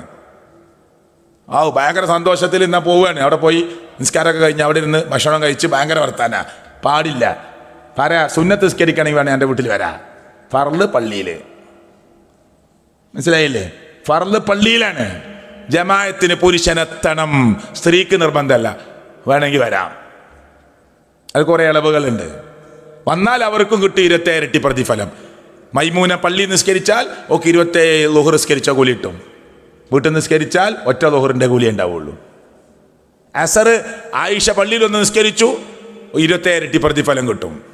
സുബൈക്ക് പോലും അള്ളാഹുവിൻ്റെ പ്രവാചകന്റെ കൂടെ നമസ്കരിക്കാൻ പള്ളിയിൽ മൂടിപ്പൊതച്ച് അവിടുത്തെ മുഅ്മിനാത്തുകളായ സ്ത്രീകൾ വരുമെന്ന് ആയിഷ ബിബി റളിയല്ലാഹു അൻഹ. ലാ യഅരിഫുഹുന്ന അഹദും മിനൽ ഗലസ്, ഇരുട്ടുകൊണ്ട് അവരെ തിരിച്ചറിയുമായിരുന്നില്ല എന്ന് ആയിഷ ബീവി റളിയല്ലാഹു അൻഹ. നിസ്കരിക്കാൻ സുബഹിക്ക് വരെ പള്ളിയിൽ വരും. നിസ്കാരം കഴിഞ്ഞ ഉടൻ അവർ വീട്ടിലേക്ക് മടങ്ങിപ്പോകും. ഇരുട്ട് മാറുന്നതിന് മുമ്പ് അവർ വീട്ടിലെത്തും. ഇരുട്ടുകൊണ്ട് ആരാണ് പോകുന്നതെന്ന് തിരിച്ചറിയുമായിരുന്നില്ല. അതിന് പണ്ഡിതന്മാരും ഉസ്താദന്മാരും പറഞ്ഞു കൊടുക്കൽ എന്താ അറിയോ? അത് വീട്ടിൻ്റെ ഉള്ളിലത്തെ പള്ളിയാണ്. പിന്നെ ആർക്കായി തിരിച്ചറിയാത്തത്? ഭർത്താവിനോ? അങ്ങനെ ഹദീസൊക്കെ ഉണ്ട്. ആയിഷ ബീവി ധരിച്ചതാണ്, ബുഖാരിയിൽ വന്നതാണ്, ശരി തന്നെയാണ്. പക്ഷേ അത് വീട്ടിൻ്റെ ഉള്ളിലത്തെ പള്ളിയാണ്. അന്നത്തെ വീടാണ് ഈത്തപ്പന ഓല കൊണ്ട് മറച്ചുണ്ടാക്കിയ വീടാ. നിസ്കാരം കഴിഞ്ഞാൽ അവർ അവരുടെ വീടുകളിലേക്ക് മടങ്ങിപ്പോകും. അപ്പോൾ കുട്ടീനോട് വാപ്പ ചോദിച്ചു ഉമ്മ എവിടെയാണ്? അപ്പുറത്തെ റൂമിൽ നിസ്കരിച്ച് അടുക്കളയ്ക്ക് പോയപ്പോൾ ഉമ്മ നിസ്കാരം കഴിഞ്ഞ് വീട്ടിൽ പോയിന്ന്. ഉണ്ടാവും അങ്ങനെ? ഇത് ഹദീസിലുള്ളതല്ലേ, ഹദീസിൽ വന്നതല്ലേ. അപ്പൊ അവർക്ക് ഇഷ്ടമുണ്ടെങ്കിൽ വരാം, വന്നാൽ അവർക്കും കിട്ടും പ്രതിഫലം. ചോദിച്ചാൽ അനുവാദം കൊടുക്കണം, തടയാൻ പാടില്ല. അതാ നിയമം. ആ നിയമത്തിൽ നമ്മൾ നിൽക്കണം. പക്ഷെ പുരുഷന്മാർ ജമാഅത്തിന് വരൽ നിർബന്ധമാണ്. സുബഹിയുടെ സമയത്ത് ഉറങ്ങിക്കിടക്കുന്ന ഭർത്താവിന്റെ മുഖത്ത് വെള്ളം തെളിച്ച് ആ ഭർത്താവിനെ വിളിച്ചുണർത്തി പള്ളിയിലേക്ക് പറഞ്ഞയക്കുന്ന മർഅത്തുൻ സ്വാലിഹ, സദ്വൃത്തയായ ഒരു പെണ്ണിനെ നിങ്ങൾ പ്രതീക്ഷിക്കണമെന്ന് പണ്ഡിത ലോകം നമ്മൾ അവൾ പഠിപ്പിക്കുന്നു. അങ്ങനത്തെ ഒരു ഭാര്യനെ നമുക്ക് കിട്ടേണ്ടത്. എത്രക്കാ ജമാഅത്ത്? ഉണരുമ്പോൾ ചോദിക്കുക 5:40 ഇപ്പം എത്രയായി? 5:35. ഇന്ന് ഞാൻ അതായാലും നടക്കൂല. അപ്പോൾ ഓളും പറയാം എന്നാ കുറച്ചുകൂടി ഇറങ്ങിക്കോളിന്ന്. എളാപ്പാൻ്റെ മൂത്താപ്പാൻ്റെ കുട്ടികൾ ഒച്ചുണ്ടാക്കിയപ്പോൾ നിസ്കരിക്കാതെ കിടക്കണ ഭർത്താവാ. എൻ്റെ ഭാര്യ അറിയാണ് മൂപ്പര ഉണർത്താൻ നിൽക്കണ്ട, പോയിക്കോളി അവിടെ നിന്ന്. കാരണം എണീച്ച് നിസ്കരിച്ചാൽ സ്വർഗത്ത് പോവും, എണീറ്റ് നിസ്കരിച്ചാൽ സ്വർഗത്ത് പോവും. അതുകൊണ്ട് ഒച്ചുണ്ടാക്കരുത്, മൂപ്പര ഉറങ്ങിണ്ട് എന്ന്. കാരണം എങ്ങനെയല്ല അറിഞ്ഞ് എണീക്കരുത് എന്നാണ്. എന്ത് ദീനാണുള്ളത്? അപ്പോൾ എന്ത് ദീനാണ്? അപ്പൊ നിസ്കാരത്തിന്റെ കാര്യത്തിൽ ജാഗ്രതയുണ്ടാകണം. 2, സക്കാത്ത്. ഖുർആനിൽ എവിടെയൊക്കെ നിസ്കാരത്തെ പറ്റി പറഞ്ഞു, അധിക സ്ഥലത്തും സക്കാത്ത് പറഞ്ഞു. എത്രയാ കൊടുക്കേണ്ടത്? 100 രൂപക്ക് 250. അത് നമ്മളതല്ല എന്നാണ് വിചാരിച്ചാൽ മതി. 1025, 10,250, 1,02,500, അത്രേ ഉള്ളൂ. ചില ആളുകൾ പറയും സക്കാത്തിൻ്റെ ആളുകളൊക്കെ ചോദിച്ചപ്പോൾ ഞാൻ കൊടുത്തു. എത്രയൊന്നും നോക്കിയില്ല, കുറച്ച് കൊടുത്തു. പറ്റൂല, കണക്ക് കൂട്ടി വെക്കണം, എന്നാലേ സക്കാത്ത് വീടുള്ളൂ. അതിൻ്റെ അവകാശികൾക്ക് കൊടുക്കണം. കറക്റ്റ് കണക്ക് കൂട്ടണം. സക്കാത്ത് 2.5% കൊടുക്കണം. 10.5 പവൻ സ്വർണം ഉണ്ടോ, 11 പവനുണ്ടോ, എല്ലാറ്റിനും കൊടുക്കണം. പണ്ഡിത ലോകം സൂക്ഷ്മതയുടെ ഭാഗമായി പറഞ്ഞു അതിൻ്റെ താഴെയുള്ളവർ വേണമെങ്കിൽ കൊടുക്കാതിരിക്കാം. ഇപ്പം ചില പണ്ഡിതന്മാർ പ്രസംഗിക്കുന്നുണ്ട്, അണിയുന്ന ആഭരണമായി, അണിയാൻ ഉദ്ദേശിച്ച ആഭരണമായി 100 പവൻ ഉണ്ടെങ്കിലും കൊടുക്കണ്ട. സുഖമായി പോയി എന്നാല് അല്ലേ? 100 പവൻ സ്വർണത്തിന് എത്ര വില? എത്രയാവും? 60 ലക്ഷം. എത്ര? 65 ലക്ഷം. പറഞ്ഞോളി, ഇനി പൊടിക്കൊന്നും വേണ്ട. 65 ലക്ഷം. ഈ 65 ലക്ഷം ഉള്ള ആൾ കൊടുക്കണ്ട. പാടത്ത് പണിയെടുത്ത് 6 കിൻഡൽ അരിയുടെ പൈസ ഉണ്ടാക്കിയോ കൊടുക്കണം. അണിയാൻ ഉദ്ദേശിച്ച് വാങ്ങിയ സ്വർണത്തിന് കൊടുക്കണ്ട. സുഖമായി പോയി. കാരണം സ്വർണം വാങ്ങി വെച്ചാൽ മതിയല്ലോ, സക്കാത്ത് കൊടുക്കണ്ട. മനസ്സിലായില്ലേ? അത് എവിടുത്തെ നിയമമാണ്? പണ്ഡിതന്മാർ പറഞ്ഞു 10.5 പവന്റെ താഴെയാണെങ്കിൽ കൊടുക്കണ്ട. അതിൻ്റെ മുകളിൽ 12 ഉണ്ട്, 12 പവൻ എത്ര കിട്ടും? അതിൻ്റെ 2.5% കൊടുക്കണം. ശുദ്ധീകരിച്ച സ്വർണമായി. അത് നാളെ പാമ്പായി നമ്മളെ കൊത്തിവലിക്കാൻ പരലോകത്ത് വരില്ല. അപ്പൊ സക്കാത്തിന്റെ വിഷയത്തിൽ നമ്മൾ ഒരു യാത്രക്കൊരുങ്ങിയവനായി മാറിയിട്ടുണ്ടോ? കൊടുത്തിട്ടുണ്ടോ? കണക്ക് കൂട്ടണം. അത് നമ്മെ ശുദ്ധീകരിക്കാനുള്ളതാണ്, നമ്മെ സംസ്കരിക്കാനുള്ളതാണ്, നമ്മുടെ സമ്പത്ത് ശുദ്ധീകരിക്കാനുള്ളതാണ്. ആ അർത്ഥത്തിൽ എൻ്റെ സാമ്പത്തികമായ സക്കാത്തിന്റെ വിഷയത്തിൽ ഞാൻ പ്രിയപ്പെട്ടവരെ റബ്ബിന്റെ മുമ്പിൽ കണക്ക് പറയാത്തവനായി രക്ഷപ്പെട്ടിട്ടുണ്ടോ എന്ന് ആലോചിക്കണം. അള്ളാഹു നമ്മെ അനുഗ്രഹിക്കുമാറാകട്ടെ. പിന്നെ നോമ്പും ഹജ്ജും ഒക്കെ നമ്മൾ പരിശോധിക്കണം. ഇനി ഒരാൾ മരിച്ചു, ഞാൻ വേഗം പറയാണ്, കാരണം മടക്കയാത്ര, പരലോക ചിന്ത രണ്ടും ചേർത്ത് പറയണം. മരിച്ചു ഒരാൾ, പെട്ടെന്ന് കാല് കെട്ടുക, താടി കെട്ടുക, അല്ലേ, തുണി കൊണ്ട് പിന്നെ പുതച്ചിടുക, പ്രിയപ്പെട്ടവരെ പെട്ടെന്ന് കുളിപ്പിക്കുക, പെട്ടെന്ന് നമസ്കരിക്കുക, വേഗം ഖബറിലേക്ക് കൊണ്ടുപോവുക. കൊണ്ടുപോകുന്ന സമയത്ത് പ്രിയപ്പെട്ടവരെ വിളിച്ചു പറയുമത്രേ, ഖദ്ദിമൂനി ഖദ്ദിമൂനി, എന്നെ വേഗം കൊണ്ടുപോകണം. നല്ല മനുഷ്യന്റെ ആത്മാവ് പറയുമെന്ന് മുഹമ്മദ് മുസ്തഫ സ്വല്ലല്ലാഹു അലൈഹി വസല്ലം. നമ്മൾ നല്ല മനുഷ്യരാണെങ്കിൽ നമ്മുടെ ആത്മാവ് എന്താ പറയുക? എന്നെ വേഗം കൊണ്ടുപോകണം. എന്തിനാ നിങ്ങൾ ഇങ്ങനെ പാത്തു വെക്കുന്നത്? ഓരോ കുടുംബത്തിൽപ്പെട്ട ഒരാൾ ഗൾഫിൽ നിന്ന് വരുന്നുണ്ടെന്ന് പറഞ്ഞ് 2 ദിവസം വെക്കണോ? പെട്ടെന്ന് കൊണ്ടുപോയിക്കോ. അവർക്ക് വേണ്ടി കാത്തിരിക്കാൻ പാടില്ല, ഹറാമൊന്നൊന്നുമല്ല അതിൻ്റെ അർത്ഥം. വേഗം കൊണ്ടുപോവുക. അറബികളൊക്കെ ഓടല മയ്യത്തും കൊണ്ട്, നിങ്ങൾ ശ്രദ്ധിച്ചിട്ടുണ്ടാവും. എന്താണ് ആ ധൃതിപ്പെട്ട് കൊണ്ടുപോകാന്നുള്ള ഹദീസിനെ സ്വീകരിക്കുകയാണ് അവർ. വേഗത്തിൽ നടക്കുകയാണ് ഓടുക എന്ന് ചോദിച്ചാൽ മനസ്സിലാവില്ല, ആ രൂപത്തിലാണ് പോവുക. ഹറമിലൊക്കെ കണ്ടിട്ടില്ല നിങ്ങൾ? അത്ര വേഗതയിലാണ് പോവുക. ഖബറിലേക്ക് നമ്മൾ വെക്കുമ്പോൾ ശരിക്കും മനസ്സിലാക്കണം, 6 അടി മണ്ണിൽ എന്നെയും നിങ്ങളെയും കിടത്തുമ്പോൾ, നമ്മുടെ വീട് ഇപ്പം എല്ലാവരുടെ വീടും നല്ല മോഡലായ വീടാ. ചെറിയ വീടാണ് എന്ന് തോന്നിയാലും റൂമൊക്കെ അത്യാവശ്യം നല്ല സൗകര്യം ഉണ്ടാവും. 2 ബെഡ്റൂമേ ഉള്ളൂ. ആളുകൾ പറയും 2 മതി, പക്ഷെ ഉള്ളത് കുറച്ച് സൗകര്യം വേണം. മുമ്പൊക്കെ 9 റൂം, 10 റൂമൊക്കെയാണ്. ഇപ്പോൾ ആരുണ്ടാക്കുമ്പോഴും പറയും, ഏത് സാധാരണക്കാരനും പറയും റൂമൊക്കെ ഒരു മിനിമം ഒരു 12 വേണം. അങ്ങനെയല്ല നമ്മളെ ചിന്ത ആണ്. അതിൽ ശീതീകരിച്ച റൂം AC ഒക്കെ ഇട്ടിട്ട് നമ്മൾ കിടന്നുറങ്ങുക. നമ്മളൊക്കെ ഒന്ന് ഖബറിങ്ങനെ കാണാൻ പോവണം. ഖബറ് കുഴിച്ചു വച്ചിട്ടുണ്ടോ എന്ന് എത്തിപ്പാളി നോക്കണം. 6 അടി താഴ്ചയിൽ ഒരു ഖബറ് കുഴിച്ചു വച്ചിട്ടുണ്ട്. അത് നമുക്കുള്ള വീടാണ്. ഒന്ന് മലന്ന് കിടക്കാൻ പോലും അതിൽ സ്ഥലമില്ല പ്രിയപ്പെട്ടവരെ. ഒന്ന് കമയിന്ന് കിടക്കാൻ പോലും അതിൽ സ്ഥലമില്ല പ്രിയപ്പെട്ടവരെ. പള്ളിക്കാട് ഏക്കറക്കണക്കിനുണ്ടെങ്കിലും ഖബറ് വീതിയിൽ കുത്തലുണ്ടോ? ഇല്ല. ചെറിയ ഇടുങ്ങിയ ഖബറ. ഈ ഖബറിലാണ് നാനും നിങ്ങളും നാളെ പോയി കിടക്കേണ്ടത്. നമ്മുടെ വാപ്പ മരിച്ചു, നമ്മുടെ ഉമ്മ മരിച്ചു. എന്നിട്ട് പ്രിയപ്പെട്ടവരെ 3 ദിവസം 4 ദിവസം ആരും വരുന്നില്ല. പള്ളിയിൽ നിന്ന് ഒരു സഹകരണവുമില്ല, നാട്ടിൽ നിന്നൊരു സഹകരണവുമില്ല. പള്ളിക്കാട്ടിലേക്ക് കൊണ്ടുപോകാൻ, നിസ്കരിക്കാൻ, കുളിപ്പിക്കാൻ ആരും വരുന്നില്ല. പോലീസിലേക്ക് വിളിച്ചു പറഞ്ഞിട്ട് നമ്മളെ വാപ്പാനെ കൊടുത്തയക്കും. പാത്തോക്കോ, നമ്മൾ ഒളിപ്പിച്ചു വെക്കോ? ആർക്കാ വാപ്പാനോട് ഇഷ്ടമില്ലാത്തത്?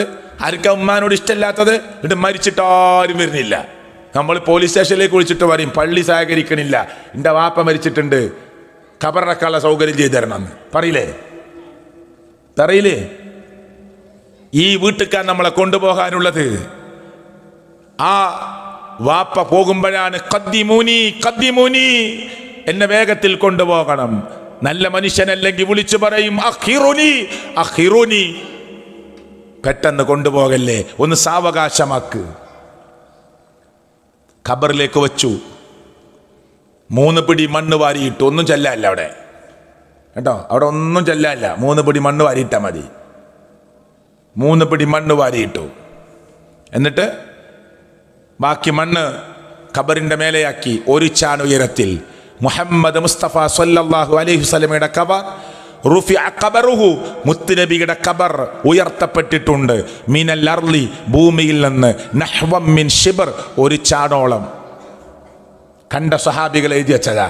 റസൂലുള്ളാന്റെ ഖബർ 1 ചാണോളം ഉയർന്നിട്ടുണ്ട്. 1 ചാൺ, ചരക്കല്ലുകൾ പരന്നു കിടക്കുന്ന വിധത്തിൽ 1 ചാൺ ഉയരത്തിൽ മാത്രമാണ് മുത്തുനബിയുടെ ഖബർ ഉയർന്നിട്ടുള്ളത്. ഹദീസാണ്. ജാബിർ റളിയല്ലാഹു അൻഹു പറയുന്നത്, റുഫിഅ ഖബറുഹു, മുത്തുനബിയുടെ ഖബർ ഉയർത്തപ്പെട്ടിട്ടുണ്ട്. മിനൽ അർളി, ഭൂമിയിൽ നിന്ന്, നഹ്വം മിൻ ശിബ്ർ, 1 ചാണോളം. എന്നിട്ട് നമ്മൾ ആ ഖബറിന്റെ അടുത്തേക്ക് നിന്നു തസ്ബീത്ത് ചൊല്ലാണ്. അല്ലാഹുമ്മ സബ്ബിത്ഹു ഇൻദ സുആൽ, അല്ലാഹുമ്മ അൽഹിംഹുൽ ജവാബ്, അല്ലാഹുമ്മ ജാഫിൽ ഖബർ അൻ ജംബൈ, അല്ലാഹുമ്മ ഗ്ഫിർ ലഹു വർഹംഹു, അല്ലാഹുമ്മ ആമിൻഹു മിൻ കുല്ലിൽ ഫസ.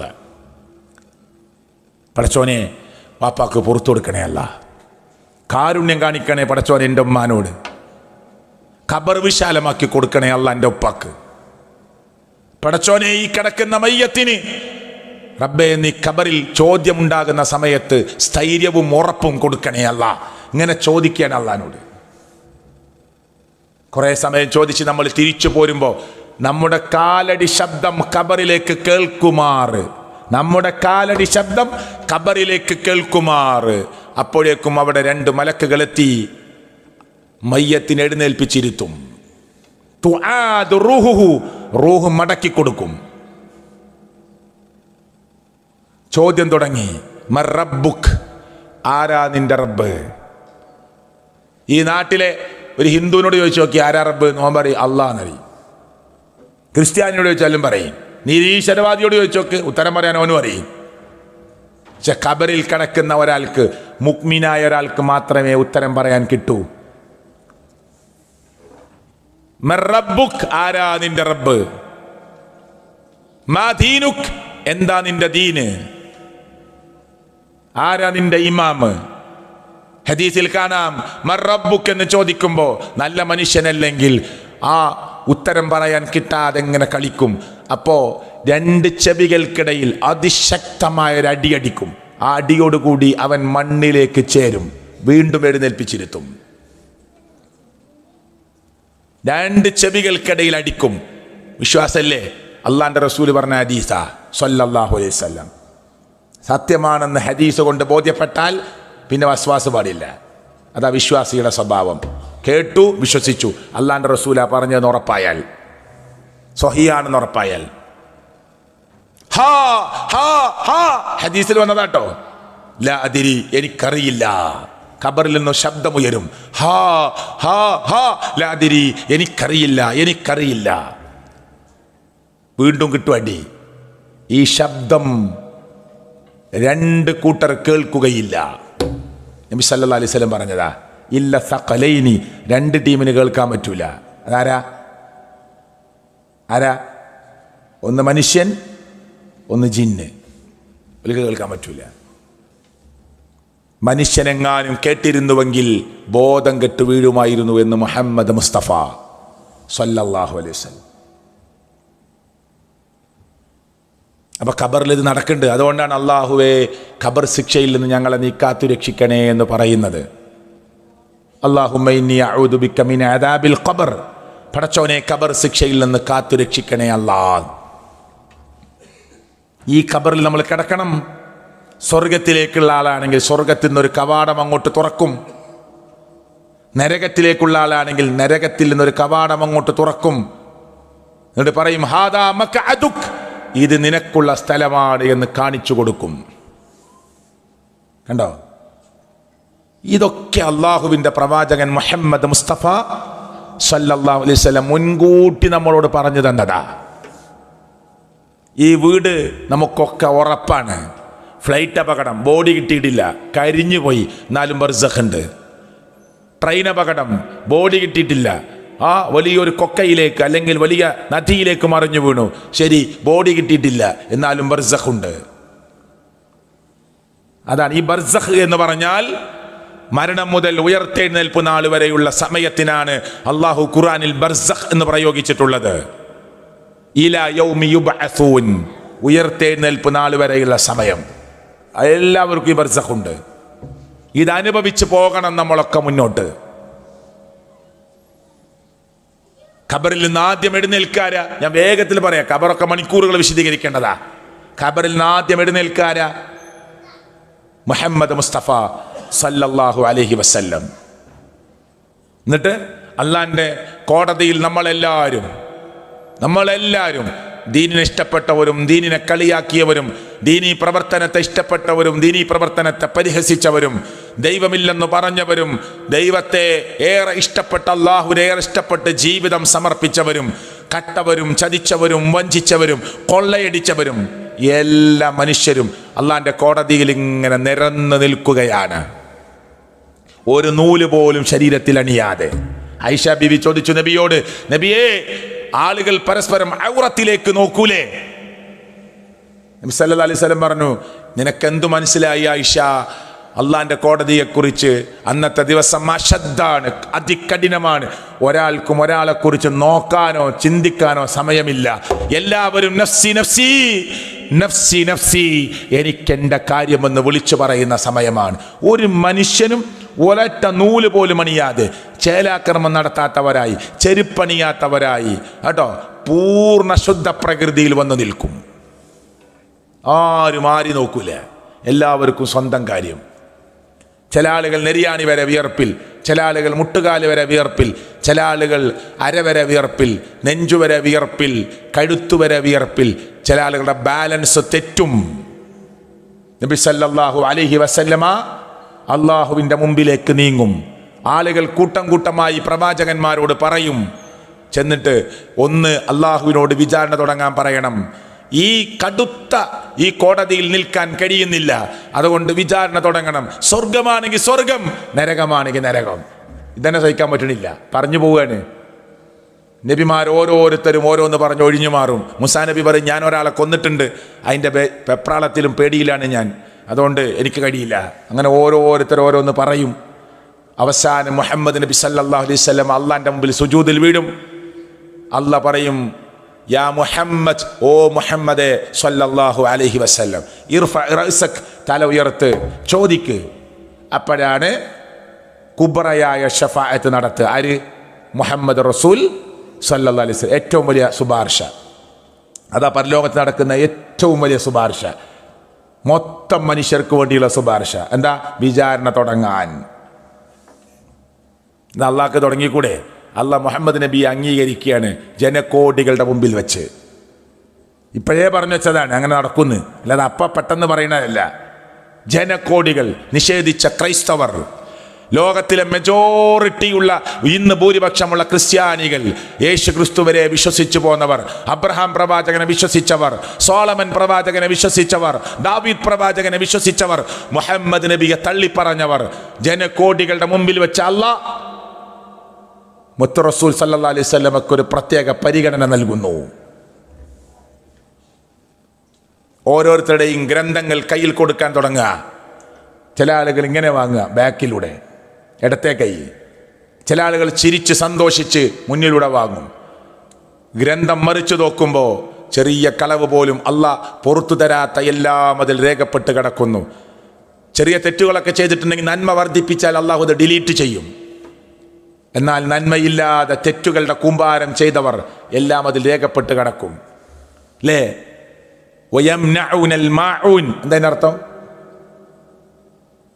ചെറിയ സൂറത്തല്ലേ? എന്താ അതിൻ്റെ അർത്ഥം? വയംനഉനൽ മാഊൻ, പരോപകാരം തടഞ്ഞവർ. എന്താ പരോപകാരം? മൈമൂന ആയിഷനോട് ചോദിച്ചു, എൻ്റെ കത്തി ഒന്ന് തരുമോ എന്ന്. അപ്പോൾ കൊടുത്തു. കുറച്ച് കഴിഞ്ഞിട്ട് മൈമൂന വീണ്ടും ചോദിച്ചു, കോടാലി ഒന്ന് തരുമോ എന്ന്. അതും കൊടുത്തു. കുറച്ച് കഴിഞ്ഞപ്പോൾ സൂചി തരുമോ? അപ്പോൾ കുശുമ്പളകി. കത്തിയും കൊടുക്കണം, കോടാലിയും കൊടുക്കണം, സൂചിക്ക് ആ 50 പൈസ ഉള്ളൂ, കൊടുക്കൂല ഞാൻ. അത് കലണ്ടറിൽ കുത്തിവെച്ചിട്ടുണ്ട്. വീണ്ടും ചോദിച്ചു, തരുമോന്ന്. ഇല്ല, കാണാനില്ലായിരുന്നു. കലണ്ടറിൽ ആ സൂചി നമ്മളെ നോക്കി ചിരിക്കുന്നുണ്ട്, പക്ഷേ കാണാനില്ല, നുണ പറഞ്ഞു. ഇതിങ്ങനെ ഗ്രന്ഥത്തിൽ കാണുകയാണ്. അപ്പൊ മനുഷ്യൻ പറയും, മാലി ഹാദൽ കിതാബ്, ഇതെന്തൊരു ഗ്രന്ഥമാണ്, ലാ യുഗാദിറു സ്വഗീറത്തൻ വലാ കബീറത്തൻ ഇല്ലാ അഹ്സാഹാ, ഒന്നും വിട്ടുപോയിട്ടില്ലല്ലോ, ചെറുതും പോയിട്ടില്ല, വലുതും പോയിട്ടില്ല. എന്തൊരു ഗ്രന്ഥമാണ്! മനുഷ്യൻ ആശ്ചര്യഭരിതനായി പോകും. നല്ല മനുഷ്യന്മാർ ഈ ഗ്രന്ഥം കിട്ടിയ ഉടനെ എങ്ങനെ മറിക്കും. അതിങ്ങനെ മറിച്ച് മറിച്ച് എല്ലാവരോടും പറയും, നോക്ക് നോക്ക്, ഞാൻ മുമ്പേ പ്രതീക്ഷിച്ചിരുന്നു ഇങ്ങനൊരു വിചാരണയുണ്ട് എന്ന്. സന്തോഷം കൊണ്ട് മറ്റുള്ളവരുടെ മുമ്പിൽ കാണിക്കും. ഇതൊക്കെ ഖുർആനിലുള്ളതാ, അല്ലേ? ഇതൊക്കെ ഖുർആനിലുള്ളതാ. അതുകൊണ്ട് പരോപകാരം തടയണ്ട, ചെയ്ത ഉപകാരത്തെ എടുത്തു പറയണ്ട. അള്ളാഹ് 3 ടീമിലേക്ക് നാളെ നോക്കൂലായിരുന്നു. ശരിക്കും കേട്ടോളിട്ടോ, നമ്മളൊക്കെ ബാധിക്കുന്ന പ്രശ്ന. സ്ത്രീകളെ ശരിക്കും ശ്രദ്ധിച്ചോളി. മുളക് പൊടി കൊടുത്തതും മല്ലിപ്പൊടി കൊടുത്തതൊക്കെ വിളിച്ചു വരുന്ന ആൾക്കാരുണ്ട്. ഉണ്ട്, വെറുതെ പറയുന്നല്ല, തെറ്റിയ സ്വഭാവം മാറും. അതുവരെ ഉഷാറായിരിക്കും. എനിക്ക് എന്താവശ്യം ഉണ്ടെങ്കിൽ എന്നോട് ചോദിച്ചു പറയും. തെറ്റിയൊക്കെ എല്ലാം വിളിച്ചു പറയും. ഉപ്പ് വരെ തന്നിട്ടില്ലേടി എനിക്ക് ഇവിടുന്ന്, നന്ദിയില്ല. ആ നന്ദിക്കല്ല ഉപ്പ് കൊടുത്തത്, മനസ്സിലായില്ലേ? ഒരു നന്ദി വാക്ക് പോലും പ്രതീക്ഷിക്കാൻ പാടില്ല എന്നാണ് അള്ളാന്റെ ഖുർആൻ പറഞ്ഞത്. പറഞ്ഞിട്ടില്ലേ അള്ളാന്റെ ഖുർആൻ? ഒരു ഉപകാരം ചെയ്യുമ്പോൾ ഒരു നന്ദി വാക്ക് പോലും, ശുക്രൻ എന്നൊരു വാക്ക് പോലും പ്രതീക്ഷിക്കാൻ പാടില്ല. ഒന്നും പ്രതീക്ഷിക്കുക. ചിലപ്പോൾ നമുക്ക് എതിരാവും. നമ്മൾ വീടുണ്ടാക്കി കൊടുത്ത ആള് ആയിക്കോട്ടെ, നമുക്ക് കൂലിട്ടും. സക്കാത്ത് എല്ലാ കൊല്ലം ഒരു പാവപ്പെട്ടവനെ കൊടുത്തു. എന്നിട്ട് ആ മുതലാളി വിളിക്കുവാനെ, ഇവിടെ വാ, ഒന്ന് വളാഞ്ചേരി വരെ പോകണം. ഓൻ അന്ന് ഒഴിവില്ലെങ്കിലും പോകും. കാരണം ഇയാൾ എല്ലാ കൊല്ലം സക്കാത്ത് തരുന്നല്ലേ. ചൂഷണം ചെയ്യരുത് എന്ന് പറഞ്ഞേ. ചൂഷണം ചെയ്യാൻ പാടില്ല. മനസ്സിലായില്ലേ? ചൂഷണം ചെയ്യാൻ പാടില്ല. അപ്പൊ മൂന്നാളുകളെ നാളെ പരലോകത്ത് അല്ലാഹ് പരിഗണിക്കൂല, നോക്കുകയില്ല. ലാ യുകല്ലിമുഹുമുല്ലാഹ്, അല്ലാഹ് അവരോട് സംസാരിക്കുകയില്ല. വലാ യുസക്കീഹിം, അല്ലാഹു അവരെ സംസ്കരിക്കുകയില്ല.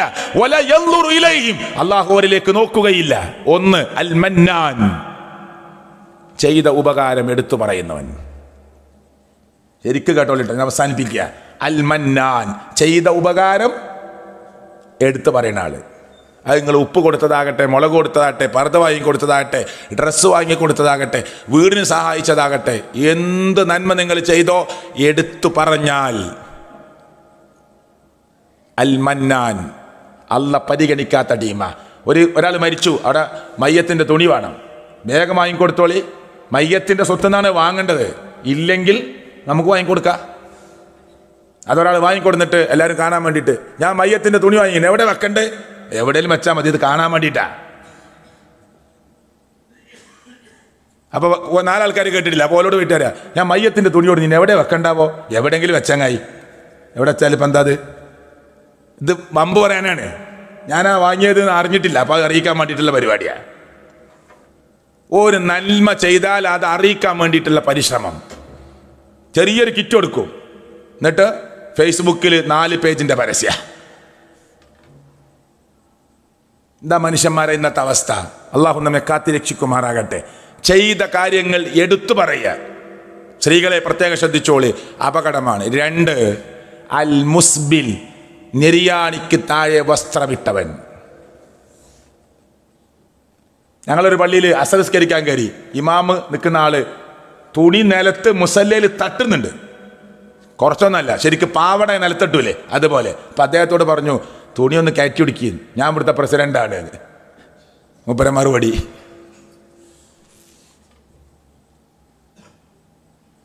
അപ്പോൾ പള്ളീൻ്റെ പ്രസിഡന്റിന് നെര്യാണിക്ക് മേലെ വേണ്ടേ? ഇയാൾ ഏത് ലോകത്ത് ജീവിക്കണ മനുഷ്യനാവോ?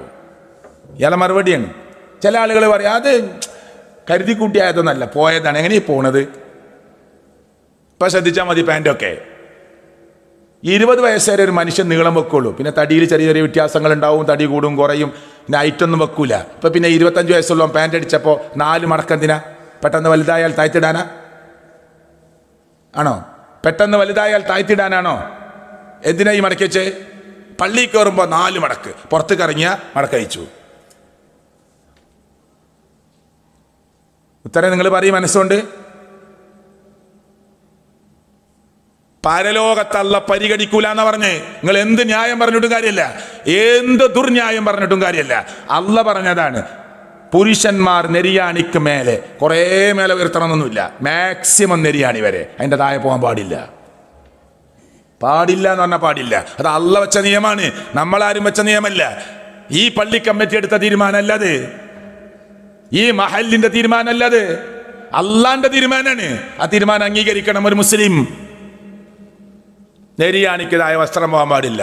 നിസ്കരിക്കുന്ന ആളുകൾ വരെ നെരിയാണിൻ്റെ താഴെയാണ്. പറഞ്ഞാൽ പറയും അതൊന്നും വലിയ പ്രശ്നമല്ല.